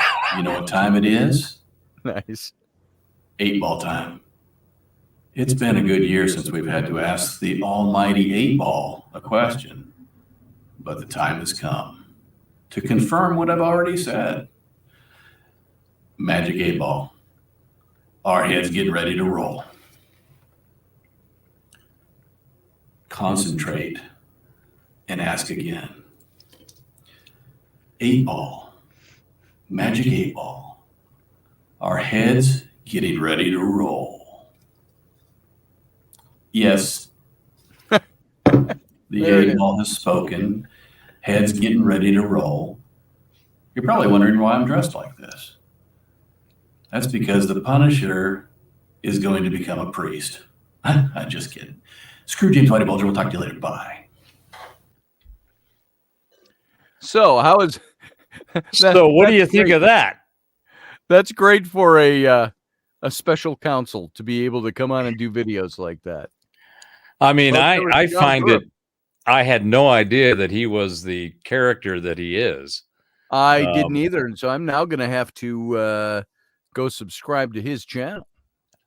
Yeah, it's Eric So. D. Kirk is the channel that puts his videos out. Eric D. Kirk. Okay. Eric D. Kirk. But it's just I'll been go find fascinating to watch because I'm thinking, I mean, this guy he's obviously he's got a serious personality. He's known as a badass, and he has been going after shit, and he does these all the time. And I'm thinking, what is going on with that? Why is he feel compelled to be this personality? He's got this other personality he does called Jed, and Jed is him, but as a tractor, as a farmer. And he puts a hat on, and Jed comes in and drinks his whiskey, and then he passes it back to John Durham. And they're like 2 minutes. And I was like, oh, and he's always smoking a cigar and drinking whiskey. I was like, what is it? He's one cocky son of a bitch. I think from that perspective, but apparently he's also a badass too. Well, I like what he's been doing. I agree with him. So let's see where it all goes. That was today's? Yeah, that was today, June Thursday. 16th, yeah. Okay, so heads are about to roll, he says. That's a good thing to know. I mean, I want to see some heads roll. The right heads. Well, yeah, there's a whole bunch of shrapnel and collateral damage that's gonna, I think, be littered all over the place. We're already seeing it across media and celebrities, and people are just, I mean, they're getting their butts handed to them in many ways. Yeah. And it's, I think that's one of the reasons we're seeing a lot of the wailing and gnashing of teeth. Hey, you keep talking for a second because I got to walk out for a second. I'll be right back. All right. Well, then talk I shall. So how's everybody doing tonight? Are you all out there enjoying yourselves? Hey, how about a little game of either or? Right? Either or. So I'll say two things, and you in the chat room put in which one you prefer. What's your preference? Okay. Everybody ready to play? All right. So mountains or beach? Mountains or beach? Which do you prefer? Mountains or beach?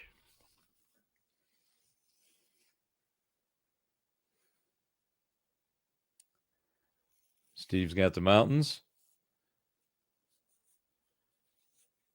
Sean's in the mountains. Yeah, I like the mountains too, but I got to tell you. Do I have to answer this? I was ready. You can jump in there. Sure. Rainey said beach, by the way. Yeah, being born and raised in Southern California on the Pacific Coast, I got to tell you that made a big part of my DNA. Beach. So we got two beaches, two mountains. Beachtons, says Beachtons. The Northern California coast, where the mountains and the redwoods. Beach is great when it's hot and humid. Rainey said you can go in and out of the water. Yep. I like water I can see through. I don't like murky. I don't like lake water for the most part, unless it's up north here. You know, you go to the North Shore or something, and you got clear water. But I don't like. I got a phobia. I don't like jumping into water. Like the ocean. I was great in the ocean. Now the ocean was cool. Because it was crystal clear. It was just turquoise clear.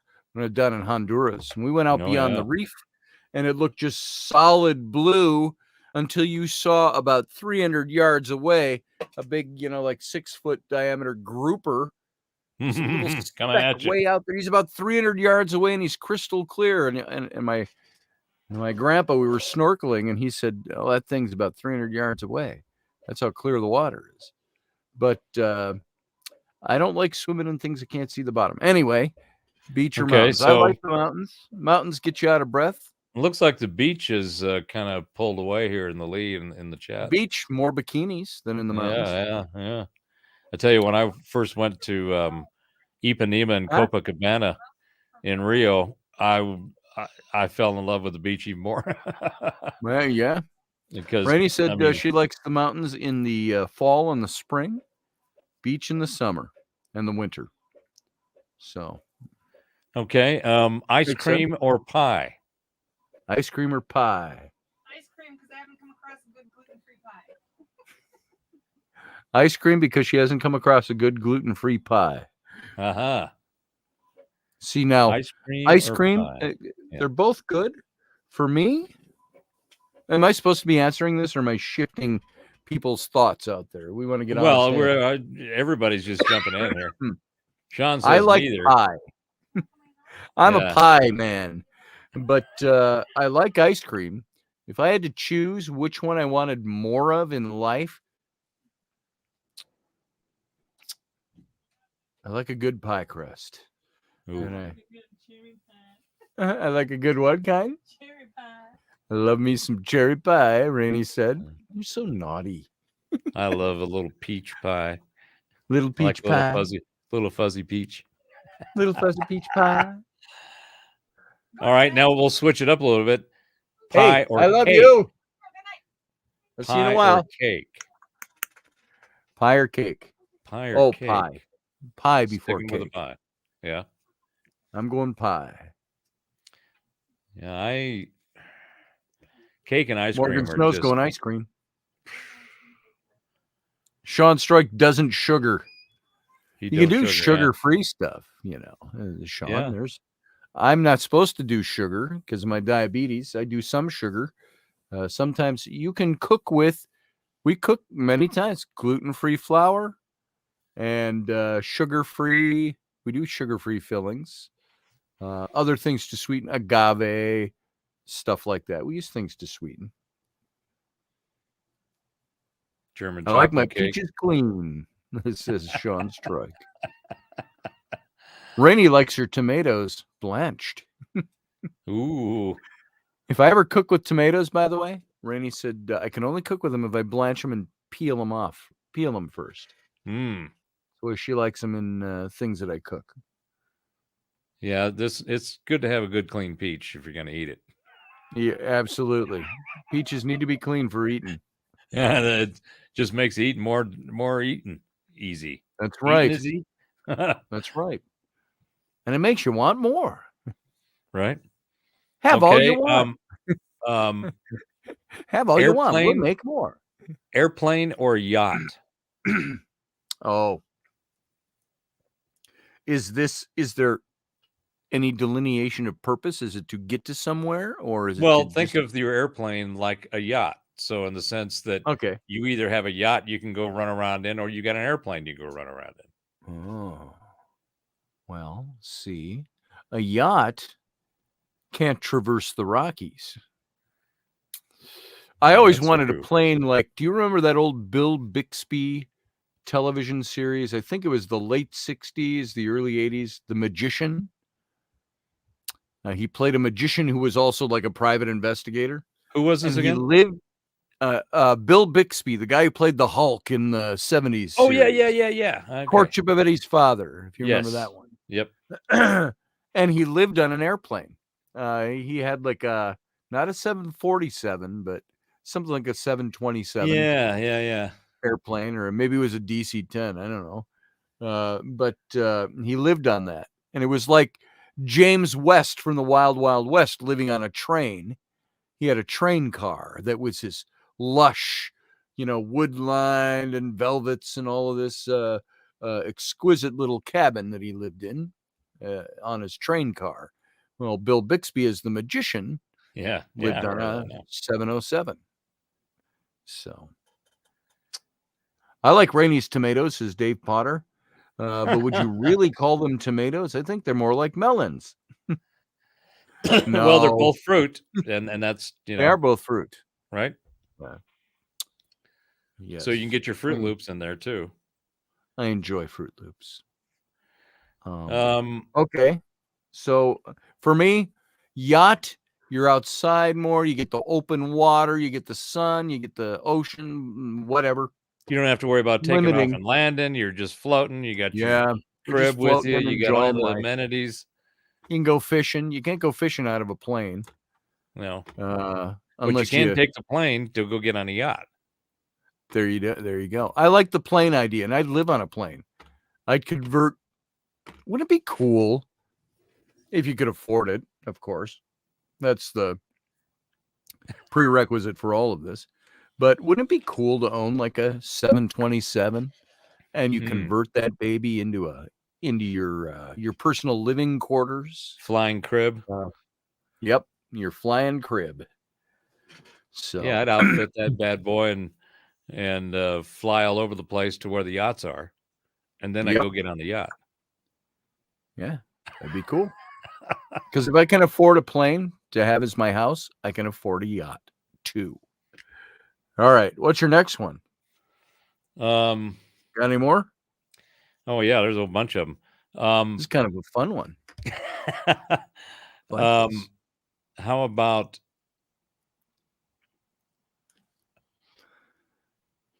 if you could live in space or live on Earth? Which one would you rather do? Well,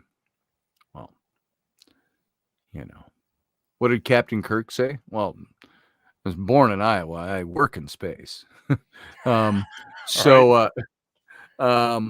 Space, you can't just open the door and let the breeze in. It's hot in here. Open a window, somebody. No, don't do that. Well, you wouldn't have to worry about that because it would be environmentally controlled, right? Yeah. Well, So actually, space I live in station. space. I live Yeah. in space right now. What are we doing on Earth? We're hurtling through space. We are in our but- vehicle happens to be the planet, right? Yeah. I would prefer to live on Earth and work in space. So remember, I'm gonna be a starship captain. Well, you almost got it going on there with the shirt thing going on. You just you need I almost. Now that you're making me think about it. By the way, I was on with Peter Robbins the other night on his show, and he asked me, what I wanted to do. What did you always want to do for a living? And I said, are you doing what you wanted to do? And I said, well, I wanted to be a starship captain, so that didn't work out. Let's see. Here you go.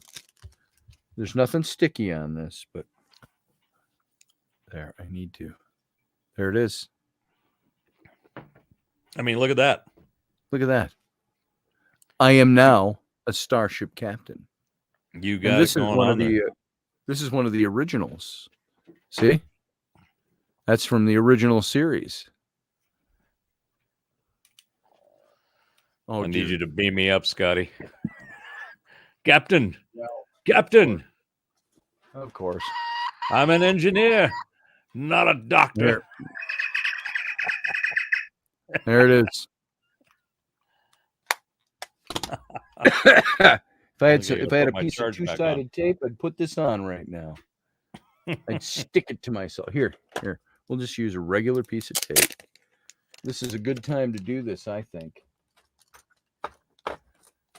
Get my non-acquired scissors.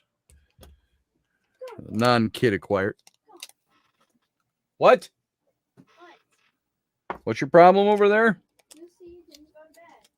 Oh. All right. You can keep talking, Doc. All right. How about rock and roll or folk? Oh. See, I'm a folk guy. So it's not that I don't like rock and roll. I was always the weird kid because all my friends liked hard rock, acid rock, all of that stuff. Me, I wasn't into that. I liked softer music. It's like okay. All my friends were into Led Zeppelin, and groups like that. I was into John Denver. There you go. Dan Fogelberg. Fogelberg, love Fogelberg. Oh man. John Denver was a phenomenal studio musician. And People Joni aren't aware Mitchell. of. I mean, holy Yeah, shit. sometimes, yeah. I liked her She music. she created her own tunings and her own chords, Yeah, right? She played stuff that was came out of her, like the rest of them did too, but she had that extra touch of, well, let me tune it this way and create this new chord. yeah, You yeah, go, what? yeah. She was What's good. going on there? I enjoyed her music. So that whole set of singer-songwriters. Right now, I love Stan Rogers, the late Stan Rogers. Hmm. He hasn't done anything new in years. Mm-hmm. But loved his music. If you aren't familiar with him, look up Stan Rogers on YouTube. He was Canadian. He did a lot of maritime tunes, Canadian folk Like maritime. a Gordon stuff. Lightfoot kind of. Gordon Lightfoot, yeah, that Yeah. kind of stuff. And he wrote all his own stuff, which was pretty amazing. And some of the young musicians coming up and out now, are some of the most phenomenal players, and they're taking music across. And I'm particularly talking about guitar players because I obviously pay attention to them. But some of Right. these players are across genres, are playing some of the most amazing stuff I've ever seen. It's stuff that you look at it and you go, how the hell did they play that? So I feel really good for, there was a drought there for a good 20 years where I was getting concerned that music was going in the toilet because there wasn't anybody coming up out of and playing anything that was good. They were actual Right. musicians. The canned stuff you get over the airways and the commercial feed dump is, back, where the musicians we just talked about, they wrote their own music. Okay. Yep. You go to the Spotify top 10 and you look at who wrote the song that whoever the artist is, there's like a dozen people on there. Yeah. And they're all producers of some sort or got credit because they're sleeping with the artist or whatever it is. Yep. But people aren't writing their own music in the way than the No. tradition or the form that we grew up with. And of course, it's always been an industry, but it's different. It's different. A lot of the pop stuff. There's actually a song from an artist that, hey, Rowan, what's the name of the... Yeah, Sean, in the chat room, they don't play anything good because people aren't making anything 2002? good. But there are people making it. That's my point, is that there are a bunch of people making good stuff, but you don't hear them. You have to go find them. They're not out on the commercial. Do you know she wrote that song? You don't know? I don't know if she wrote this song, but my daughter, my 10-year-old, was listening to some pop stuff, and this song came on, and I went, oh, it tugged at me in a different way, and I think it's called "The Summer of 2002," something like that. It's a new song from a new pop artist, Annie. What'd you say her name was? Annie what? It's either Anna Marie or Annie Marie. Anna Marie or Annie Marie. I think it's Okay. Anna Marie. But she, the song talks about when she first fell in love with the guy that she's married to in the song, back in the summer of 2002, when we were 11 years old and dancing on the roof of an old Mustang, rusted out in the woods kind of thing, and so it was interesting because I go, wow, 2002, I was already 42 years old then. But so you can tell she's a younger artist, and I wish I could play it. But folks, look up that song. Is that the name of the song? 2002 is the name of the song, and it's a sweet song. Good night. I wouldn't. I only brought that up, and I spent so much time on it, as I usually do in non-essential things that I talk about. But because we're talking about music, and this is a new writers, and so I don't know if she wrote the song. I would be even more enamored with the song if I knew that she wrote it. But here, that's the thing that I think we're going to see a resurgence in is just like the film or movie industry, the music industry has polluted itself with a whole bunch of less than pleasing content. It's been the business side of it has taken over the content creation, if you will, and Yes. the people that are going to make a difference are the ones who are going to go back to the way it was during the time that you and I listened to those other artists and the 60s and 70s and part of the 50s too, but the 60s and 70s were a musical creative period that Yeah. was just explosive. It changed the landscape of music. It gave it an identity that it didn't have before. It gave it a popularity it didn't have before. But it was a very creative time. The artists, the independent artists, or the bands, and whatever collaborations.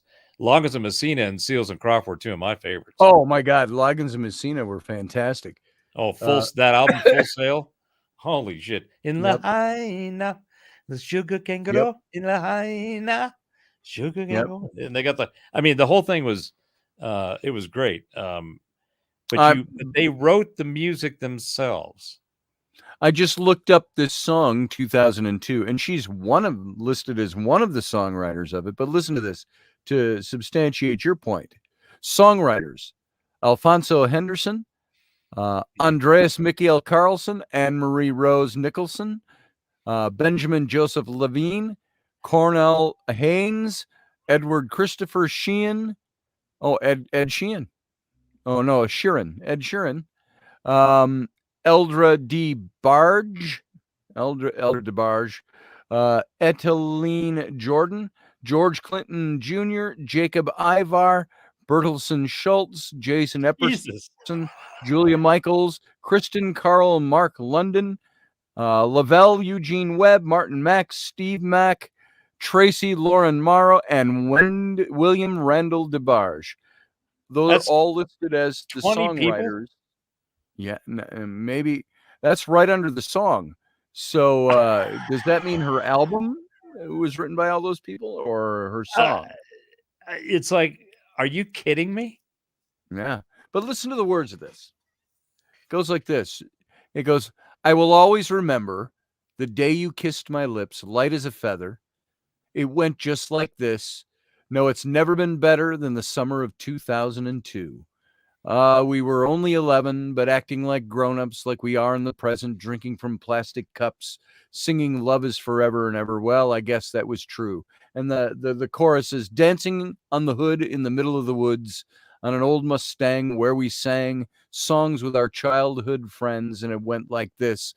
And in the song, I didn't know there were words to it. I thought it was, she was doing like, ooh, la, la, la, la, la, la, and then goes into some more words. It says, oops, I got 99 problems singing bye, bye, bye. Hold up if you want to go and take a ride with me. Better hit me, baby, one more time. Paint a picture for you and me on the days when we were young.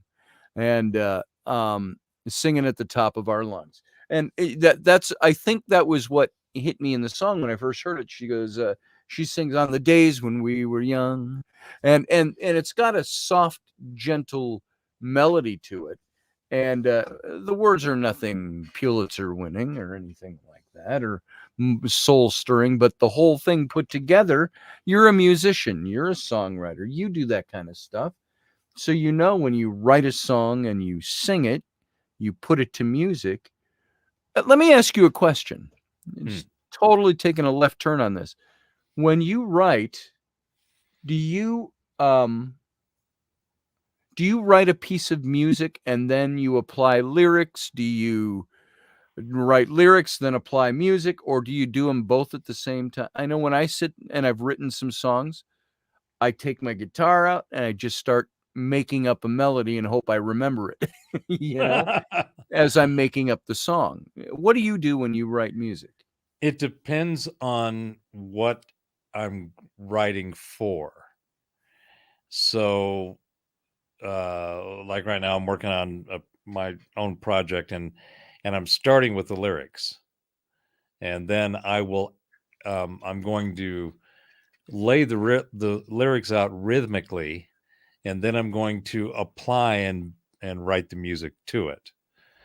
And By the way, let me insert here, Steve. If oldies for you is Bach and Mozart, you're Connor MacLeod of the Clan MacLeod, born on Loch Sheen in 1513. You're immortal. Go ahead. Yeah, I'm a big Bach and Mozart fan, from Bach to the Beatles and everything in between. There you go. I consume it. But it depends on what I'm writing for.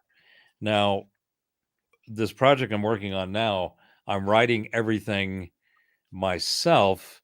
So I'm taking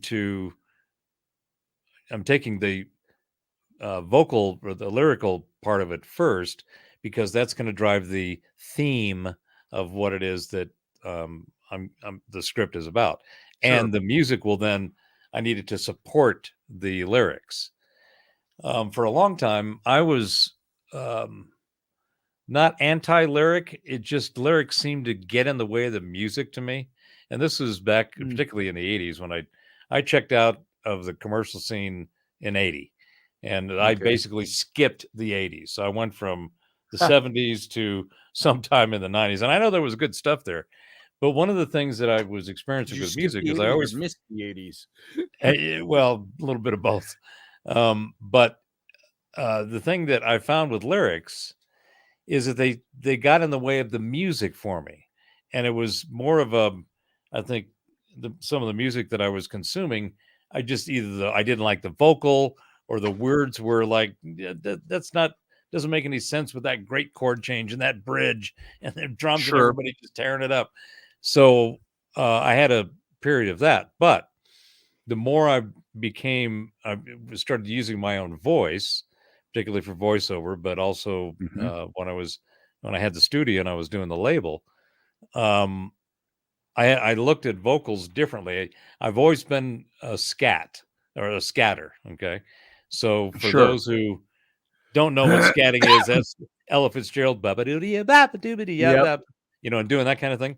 So I had always done that because I learned guitar solos by being able to sing them. So it was again more of the lyrical side of, do the words make any sense to me?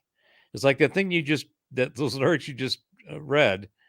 I can go back to Lugs of Messina, Fogelberg, Dylan, any of those, and their words are going to make sense to me. Yeah.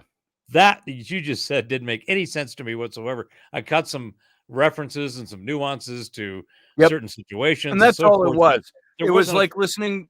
That song is like listening to a movie soundtrack where there's a little bit of it that you go, oh, wow, that was really moving, that part. It was kind of like that. There are parts of that song I like. And I liked it. It had a reminiscence about it when you hear the whole thing, and it's like I said, it's not Grammy award winning. I don't think it's certainly not. Well, I don't know. Some of the shit that they've been given awards to, and it's across the board. It's not just in the Grammys or the Emmys or the Oscars or anything. Yeah. It's the Pulitzer Prize. It's the Nobel Prize. Yeah. I mean, it's whatever they give a prize out to. After 65 years, I've seen some shit, and I've come to be somewhat of a good judge of quality and of character and of taste and all the things that matter, and particularly when it comes to the arts. I'm a producer. I make stuff. I do productions, and I know what you have to do what goes into making those. And I look at the stuff that's out there now. I watch commercials just to see, first of all, whatever narrative they're pushing, what new pill for this and something else for that, but also to see the quality of the production. And I swear, I have made ads for Pinterest and YouTube for my website that are just as good as some of the shit I'm seeing out there. I'm going, wait a minute, who approved that? What kind of budget did you have to do that? And come talk to me. I can do it cheaper, but I'll still make a lot of money. But it's just amazing because the production tools have become so easy and so ubiquitous. I mean, you can make a hit album in your toilet. Yeah. when I write songs, which is very rare, I like to go for meanings, things that mean things to me. I like to. It's like when I write a book, I like to say things in ways that other people don't say them. Use turns of phrase that other people don't use. I wrote a simple song for my twin daughters back in, 96 or 97. And it's called The Man in the Moon. And I started off and I'm talking about my little girl, Abby. It starts off, Abby was talking to the man in the moon, who was a little bit more than a half of himself. She said, "Why are you hiding? Are you sad? Are you cold?" She sat down and waited for his whisper on the breeze as the moon shined his light through the trees. Abby said brightly, "Meet my sister Bryn." She knew we were talking and wanted to join in. Two little girls dancing in the night in an ambient pool of the moon's sultry light. And then it goes into the chorus. And I wrote a couple of verses to that. And I was going to add my other kids, and I just never did. But when I write a song, and I wrote that, and I played the words on the guitar, that's why I asked you about that, because as I wrote that, I wrote it by adding words now, or singing it, and then trying to remember what I sang. And I did it so many times I remembered it. But songs like that, I like songs that are wordy, that have a lot of meat to the lyric. Imagine that. I would have thought you would have been, this sparse little 2-3 word. Is that a sentence? Oh yeah. Or did he just grunt kind of guy? Yeah. I imagine that. Some of the, and I can't think of any off the top of my head now, but I've heard some songs that are so magnificently wordy. Bob Dylan got a little too thick for me sometimes. I was like, Jesus, dude, scale it back just a touch. That was my initial reaction to Bob Dylan. Yeah. For the master that he is, supposedly. But I liked lyrics that said something and meant something, but also had, good music to go to them. See, that was for me. I mean, there's a number of songs that the words make the song. What's that one? Beneath Your Wings, or whatever the hell it is, that big popular one. Yeah. You are the wind beneath my wings. Yeah, I mean, very powerful, especially when you throw some good powerful pipes song. Yeah. But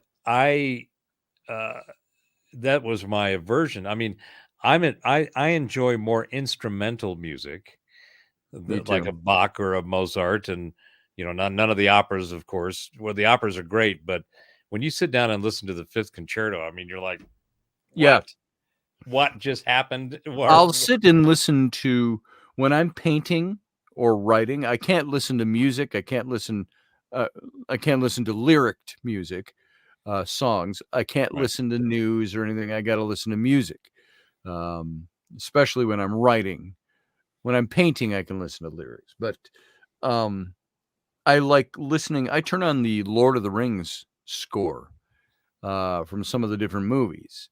Some of the turns of musical phrase in that orchestration is unbelievable. I was sitting here painting and I heard one turn of the musical phrase and I just sat back and I went, oh man.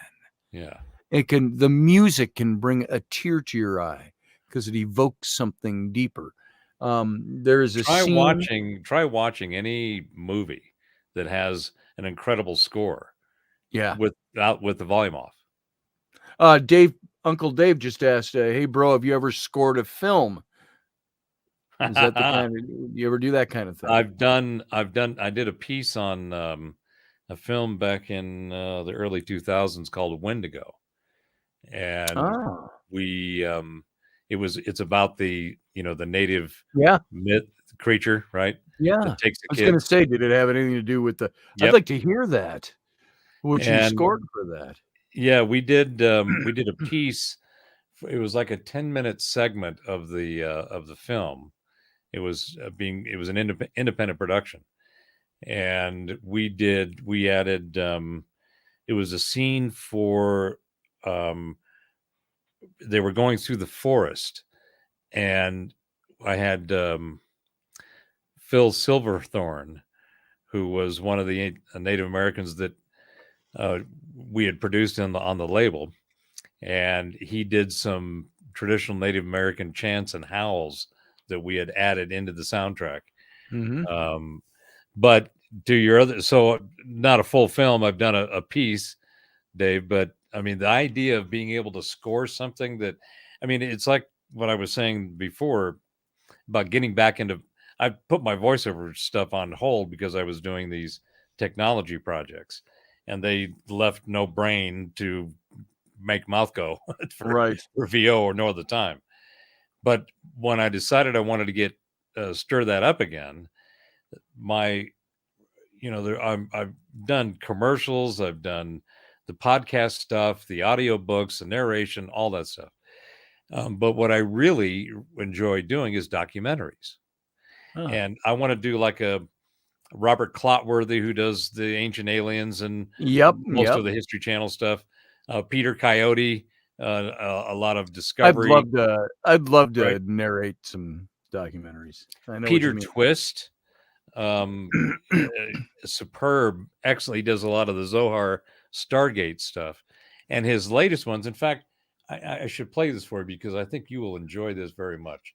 By the way, yeah, I got Audible last month, and I downloaded a couple of books to listen to while I'm painting, and I turned one on, and after about 5 minutes, both Rainey and she looks over from her desk and goes, "It's like listening to one of those weird mechanical." He was like, the way he was reading was so staccato, and then so I put on another book, and it was somebody else that had the same type of voice. It's like, what are you selling all the cheap books on Audible? Well, so you know, I'm thinking I want to do that kind of thing. Let's see, is this the right one? Hold on one second. Did the United States military enter? No, this ain't it. In 2000, hold on orders to locate and taking possession of the Hans Zimmer. Because you'll really appreciate this. Of course, there's no proof that. Because the way he's doing it is, it reminds me of you and I sitting here, for example. Is this it? Yeah. Okay. Let me share the screen. Okay. And it's got the sound.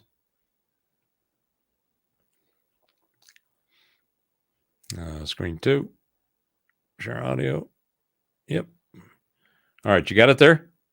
All right. Here we go. In the pages of UFO literature, many hundreds of species of extraterrestrial entity have been described by tens of thousands of witnesses around the world. Among getting a little feedback. 4 feedback as being by far, like your mic is picking it up and processing it. The reptilians and the insectoids. In this video, we'll be focusing on the insectoids, examining their history, appearance, characteristics. Of course, anybody with a British accent that knows how to enunciate his words makes a pretty good book reader, it seems. Feature in mythologies throughout the world.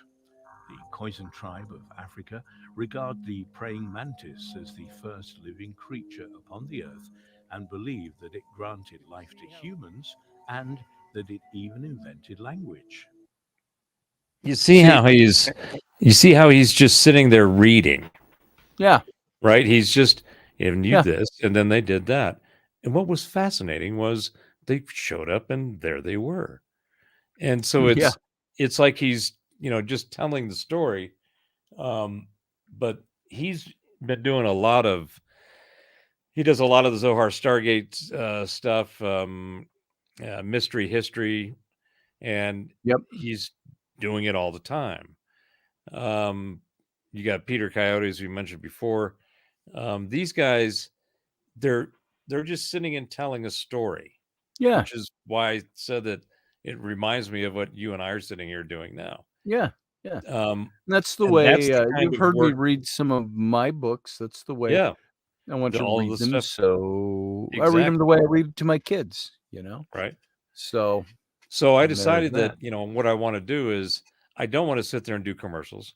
I've got a buddy Mhm. that I actually, his studio still has some of the first equipment that I Nice. sold him from my studio, and he does car commercials all day long, and he's been killing it and making a nice living for over 10 years. Um, but I don't want to sit and do that. I want to do project-based stuff like this. Yes. And so then I realized, well, if that's what I want to do as far as utilizing my voice and my studio capabilities to record and edit and produce something that's like that, I can also write the music for it, write the soundtrack.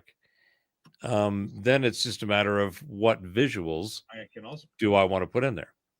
So that's where I'm going. I'm trying to um, head down that path so that because I love the work that Peter does with the Stargate group.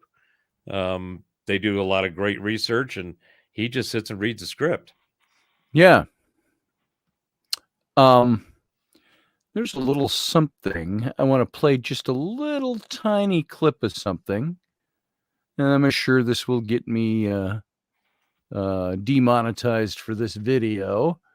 But you're supposed to be able to play up to 20 seconds or something. So hold on. I got to see if I can talk away because I'm going to do a little searching for a little piece of music that I'm going to queue up. And have you hear what I mean by listening to a soundtrack or a music score for a movie and then just getting a little piece of it. I wish I knew who put this out so I could find this. You'd think it would just pop up in my history here. Oh, here it is. This is it. Okay. Why don't you talk for a second here? I'm going to mute my mic because I want to cue this up. So I don't have to do that. Well, there is a number of very good independent content creators that are coming out of not only the woodwork, but have been around for a while now, which is a really interesting and good because my experience with YouTube, a lot of people will complain about it, but I tell you what, it's the best platform on the planet, period. You want to find stuff, you want to listen to something, you want to learn about something. It's like this amazing place where you get content like this that we're doing, but the content that's being created by a bunch of people is just proliferating. And the nice thing about it too is that they are also a lot of the ones that have been around, they're honing their craft, and it's been really cool to see over the last 2 years of this lockdown how everybody got reduced to their video camera on their laptop. I mean, it doesn't matter who you are or what you do. If you haven't been on YouTube or on a chat where you've been recorded from your own little device and equipment at home or on the road or wherever, then you haven't been around. I mean, everybody's so they've all but the playing field and the quality range has brought all the elites and the folks who had access to the production studios down to the same level as the rest of us folks who have been figuring out our way around this thing to make something that is actually listenable and watchable and all of that. So I'm really excited about the future and what it holds for independent content creators like we are here. And yeah, Morgan, the Guardians of the Galaxy soundtrack. Hell, it's every time I listen to that, I keep getting flashbacks. Right, one of the finest time travel things in the world that we've known to man is music, because it can take you right back to where you were or right into a place instantly, that whatever that sound means to you. So do I need to keep yakking? So yeah, I think we're in for a real surprise. I think people are going to be blown away, especially when you see some of these people that, like I was mentioning earlier, there are some phenomenal musicians that are doing stuff that you just go, I didn't know that could be done on that instrument, taking entirely different approaches to it. But because the technology has gotten so good and cheap, one of the things that I've always said about I stumbled into tech, I didn't go hunt it down. I don't have any, well, I've got certifications in it, but I don't have any degrees in it. So the reason I've stayed in it's the only industry that gets better and cheaper every year. And it's got its hiccups here and there, but because I used to make those, I used to build software, did a little hardware stuff too, but mostly software.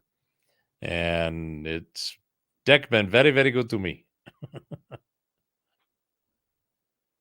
So yeah, the Guardians of the Galaxy, superb soundtrack. But that's all the stuff that we were talking about that we grew up with.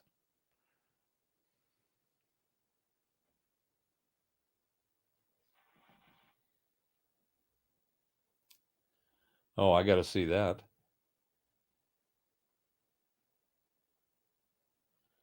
Apparently, Elon Musk's meeting with Twitter today was recorded and leaked by Veritas. I'm definitely going to get me some of that. That's got to be good.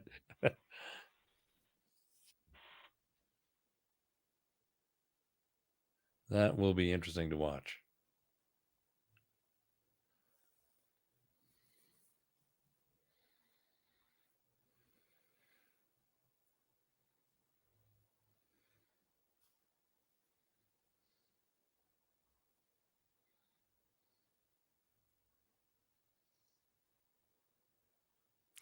Oh, and there's a channel. This guy does superb work, and I highly recommend it. Called State Azure.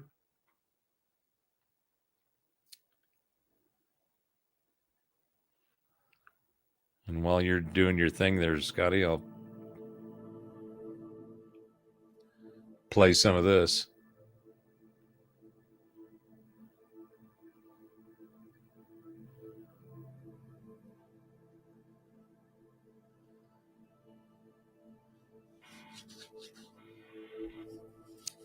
You see that there, Scotty?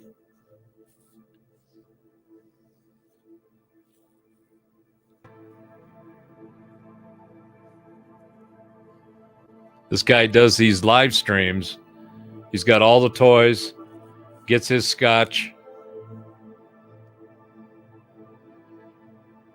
I mean, it's great to see somebody who's got the toys make some great music.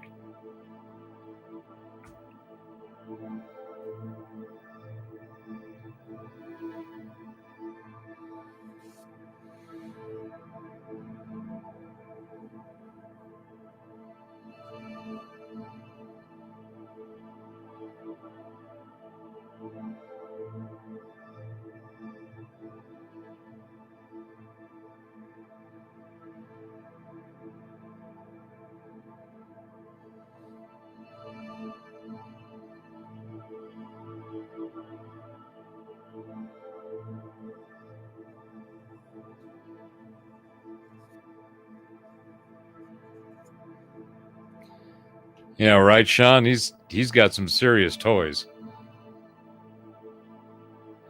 He was doing 36 and 48-hour live streams, and then YouTube changed their algorithms and the way that they were monetizing the long streams. But if you go to his channel, the link I just put in the chat room, great music, and a lot of it ambient, but he'll throw some dubsteps and all kinds of stuff in, and does it on the fly. Does nothing but improv. So I highly recommend it.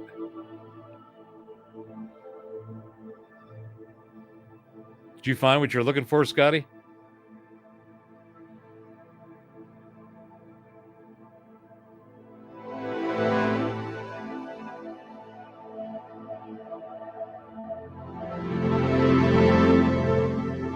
It's beautiful movements.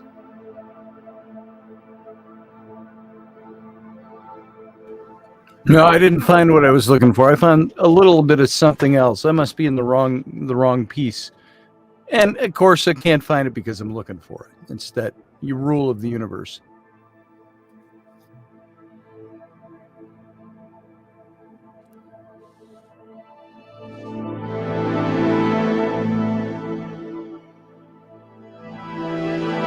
You like that? I do.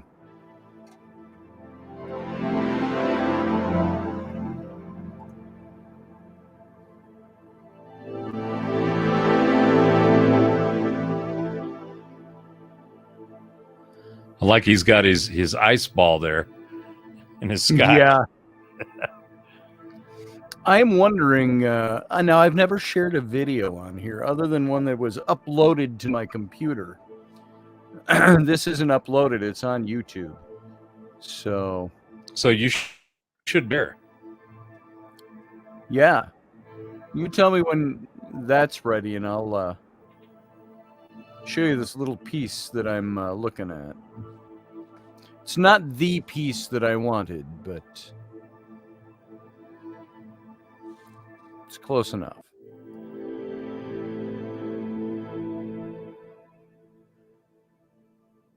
There's nothing like somebody with a bunch of toys knows how to use them. Oh, man. All right, let me see. This is just a little piece of music from the Lord of the Rings. It's not the piece I wanted. It's just a little turn of musical phrase that lasts about 8 seconds that I wanted. It leads in and then it leads out into something else. But this is another piece because I couldn't find that particular one. I think by just sharing my screen that I'm able to do this. And there's a little button there that says share audio. Right, the system audio. Hold on. on. Make sure you do that. When you hit share screen, it says it's a little share your audio. It's a little checkbox in the lower left corner. I see share screen, slides, extreme camera, video file, or share screen. So share screen, entire screen, window, Chrome tab is all it gives me. Oh, are you on a Mac? I am. Ah, okay. Well, let's see if this even works. So if I go over here, tell me if you hear this sound. I wonder if I mute my mic because I don't want my mic just to pick it up, but it's here. Can you see that and hear it? Yeah, I can see it, but what's coming through is through your mic.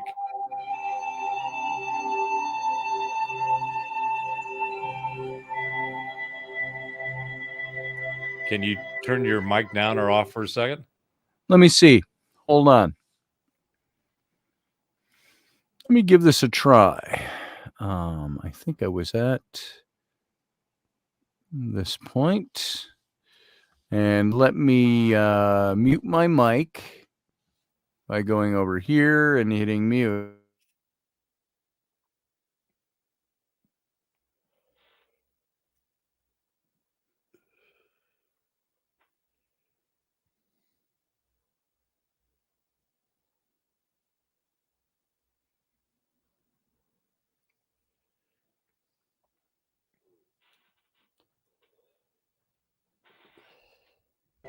Can that be heard? Yes, well, through your mic, I think.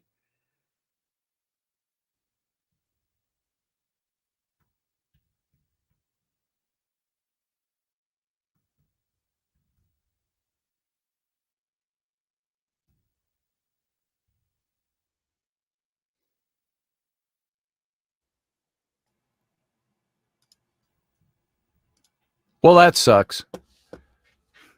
So, yeah, the only way I can share a viewed video, it looks like I've got to upload it into my library. So there's a video file. If I click on video file, it just goes to my computer. What's stored on my computer. So that's all right. See, when you do share screen on Windows, I've got two monitors, and it says which one, and I select the monitor, and in that little window, in the lower left corner is a checkbox to share system audio. Yeah, I have to I'm looking select at that right now on mine. If I select this, all I can do is share my window. It apparently will not share my, that's a limitation here I'm finding. Will not share. Screen sharing was canceled. Okay, yeah. So, yeah, I'd have to download it. I'll do it some other time. But anyway, that's too bad. Well, there you go. There you go. Nice piece of music. Anyway, I don't know the proper words to use for it, but it's that part of an instrumental piece that the turn, I can only say it this way, the turn of musical phrase is so powerfully emotive that it puts you there. If you have ever seen the place where this music shows up in the movies, The Return of the King, when it's the end of the movies. If you haven't seen them, sorry, Frodo lives. But where Frodo is walking through Bag End, he's back. It's quiet. It's like one of those days. The feeling it evokes is one of those days, like a quiet Sunday afternoon. Maybe it's been raining or not just overcast, but that there's a difference between gray overcast and an overcast from a rain or a storm. And it's got that feeling of that light coming through the windows. And he's walking through his house, and he's got this little monologue he does. He says, how can you return to an old life when so much bad has happened? How do you return to how do you put together the tendrils of a shattered life is kind of what he's saying. I don't remember the music is creating the the emotion. music behind it is just creating. If you've got the movie or can call up the scene on YouTube where Frodo is walking through Bag End at the end of the Return of the King, and you'll hear that music, that turn of music, and it's just unbelievable. While you were gave it away, Scotty Roberts, says Sean Stroik. When you were talking about that, it made me think of this piece, and I'll just play a couple of minutes of it. And this is the London Philharmonic with Michael Tilson Thomas conducting, and it's a piece written by John McLaughlin, the guitar player, and he has Jean-Luc Ponty on violin with him. And I get that same kind of feeling that you were expressing hearing this. Do you have it there? I got it. All right. And it's called Apocalypse. The piece is called Hymn.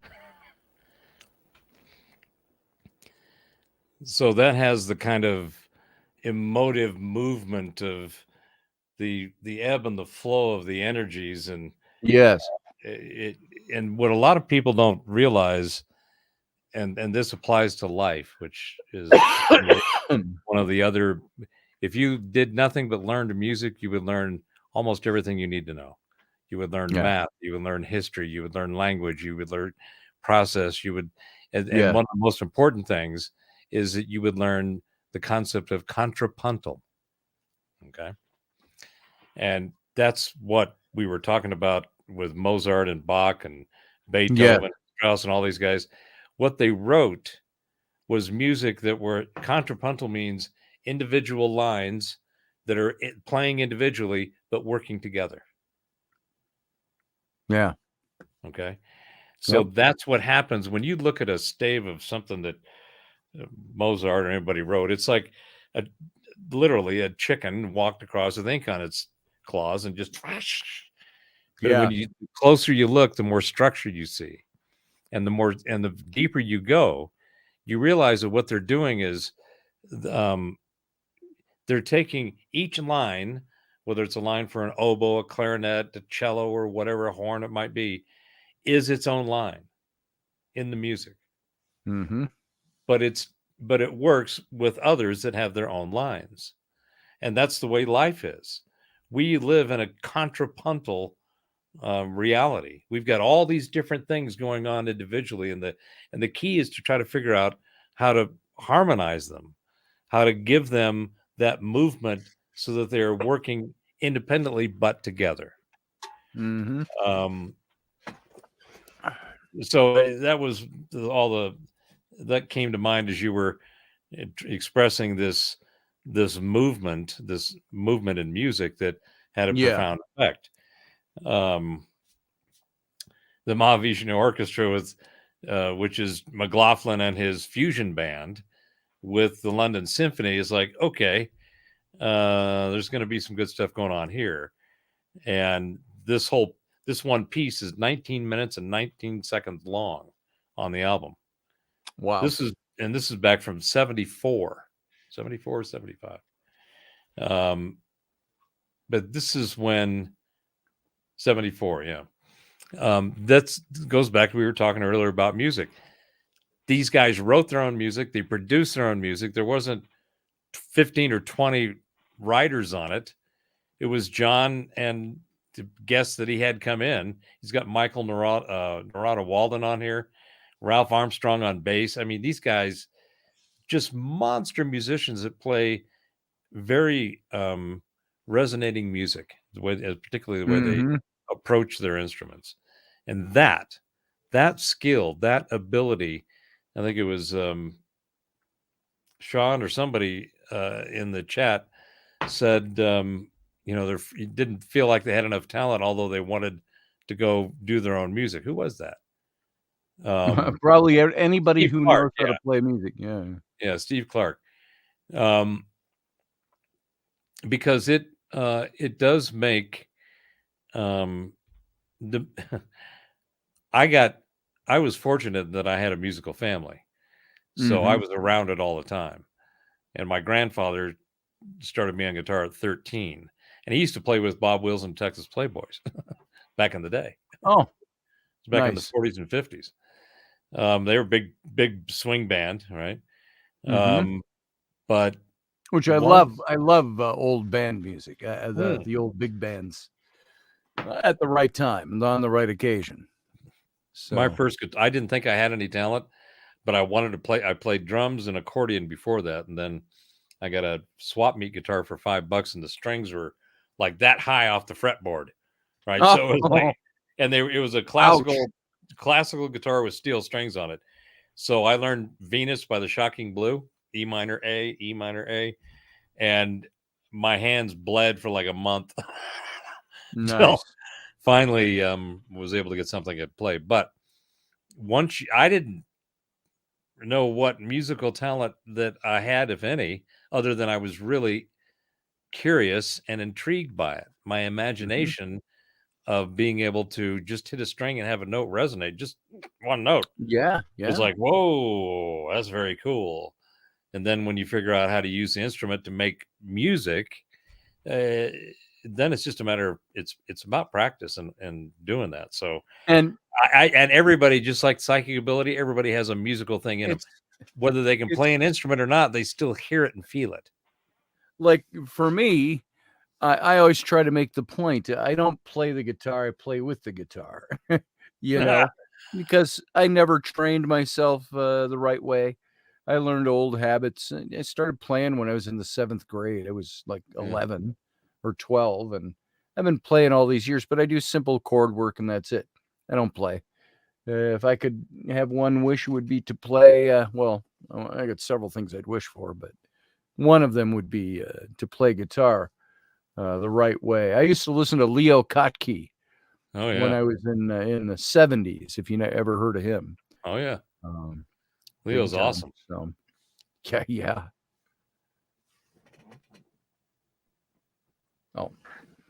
I actually might be able to play this piece of music. While we were talking, I just have it downloading a little bit. Or is it? I have no idea. So, and if I don't, I don't. I just thought it'd be kind of fun to go back and forth with a couple of pieces like that, but that move us. Yeah, and the thing is that music is I would be, individual. Sean. Music is individual to each individual, but it's universal Mhm. in its individualness There you because go. it is something that you don't have to particularly like a harmony or I mean we in the West we've got our 12 note system, but you go down to India and there's 192 notes because they do half tones, and that music is just mind-boggling, especially when you get into some of the rhythms, the way that they look at and count rhythms. Yeah.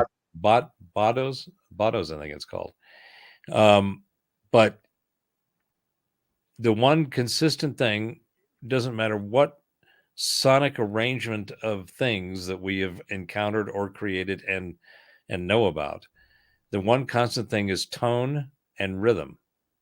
So there's always a tone, and that tone is typically whatever the key is, right? In our Western constructs. So it's in the key of A. So it's at 440. And then there's a whole 440, 432 question and debate, which is worth considering. But nonetheless, it's a tone. So it's a resonance, it's a frequency. And you either feel that frequency or not. It either resonates with you or it doesn't. And the next thing happens is whatever the rhythm or the tempo is. So you can go back to out in the bush today to the Aboriginals and this music and the ceremony that they do. The music is based on the sound is based on rhythm and then a particular pitch or a tone. And then it just elaborates from there. That is innate with everyone. You know, it's just like one of the psychic abilities we all have that we've all experienced in some way, shape, or before. So we're all musicians. We just different degrees. You have to find the music the way that resonates with you and the best way to make it and consume it. Sure.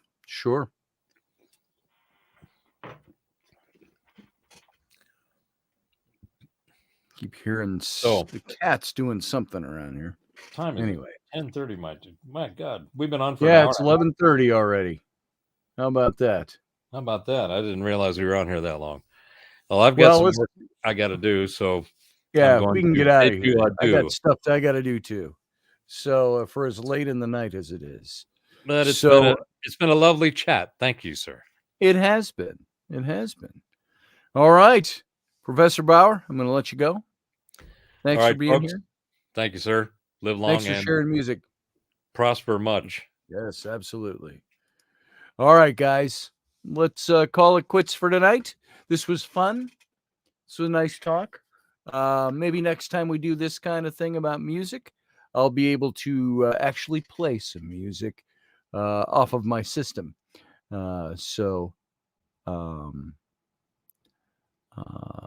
I don't want to say anything more about music. I think it's all been said. So for tonight, anyway, so had a good time with that. I hope you did too. All right. So you all have a good night, and I'll be back tomorrow night. Tomorrow night we'll have a little fun with something a little different, I think, than the meditations. And so all of you, thanks for joining the Captain's Cabin. Live long and prosper.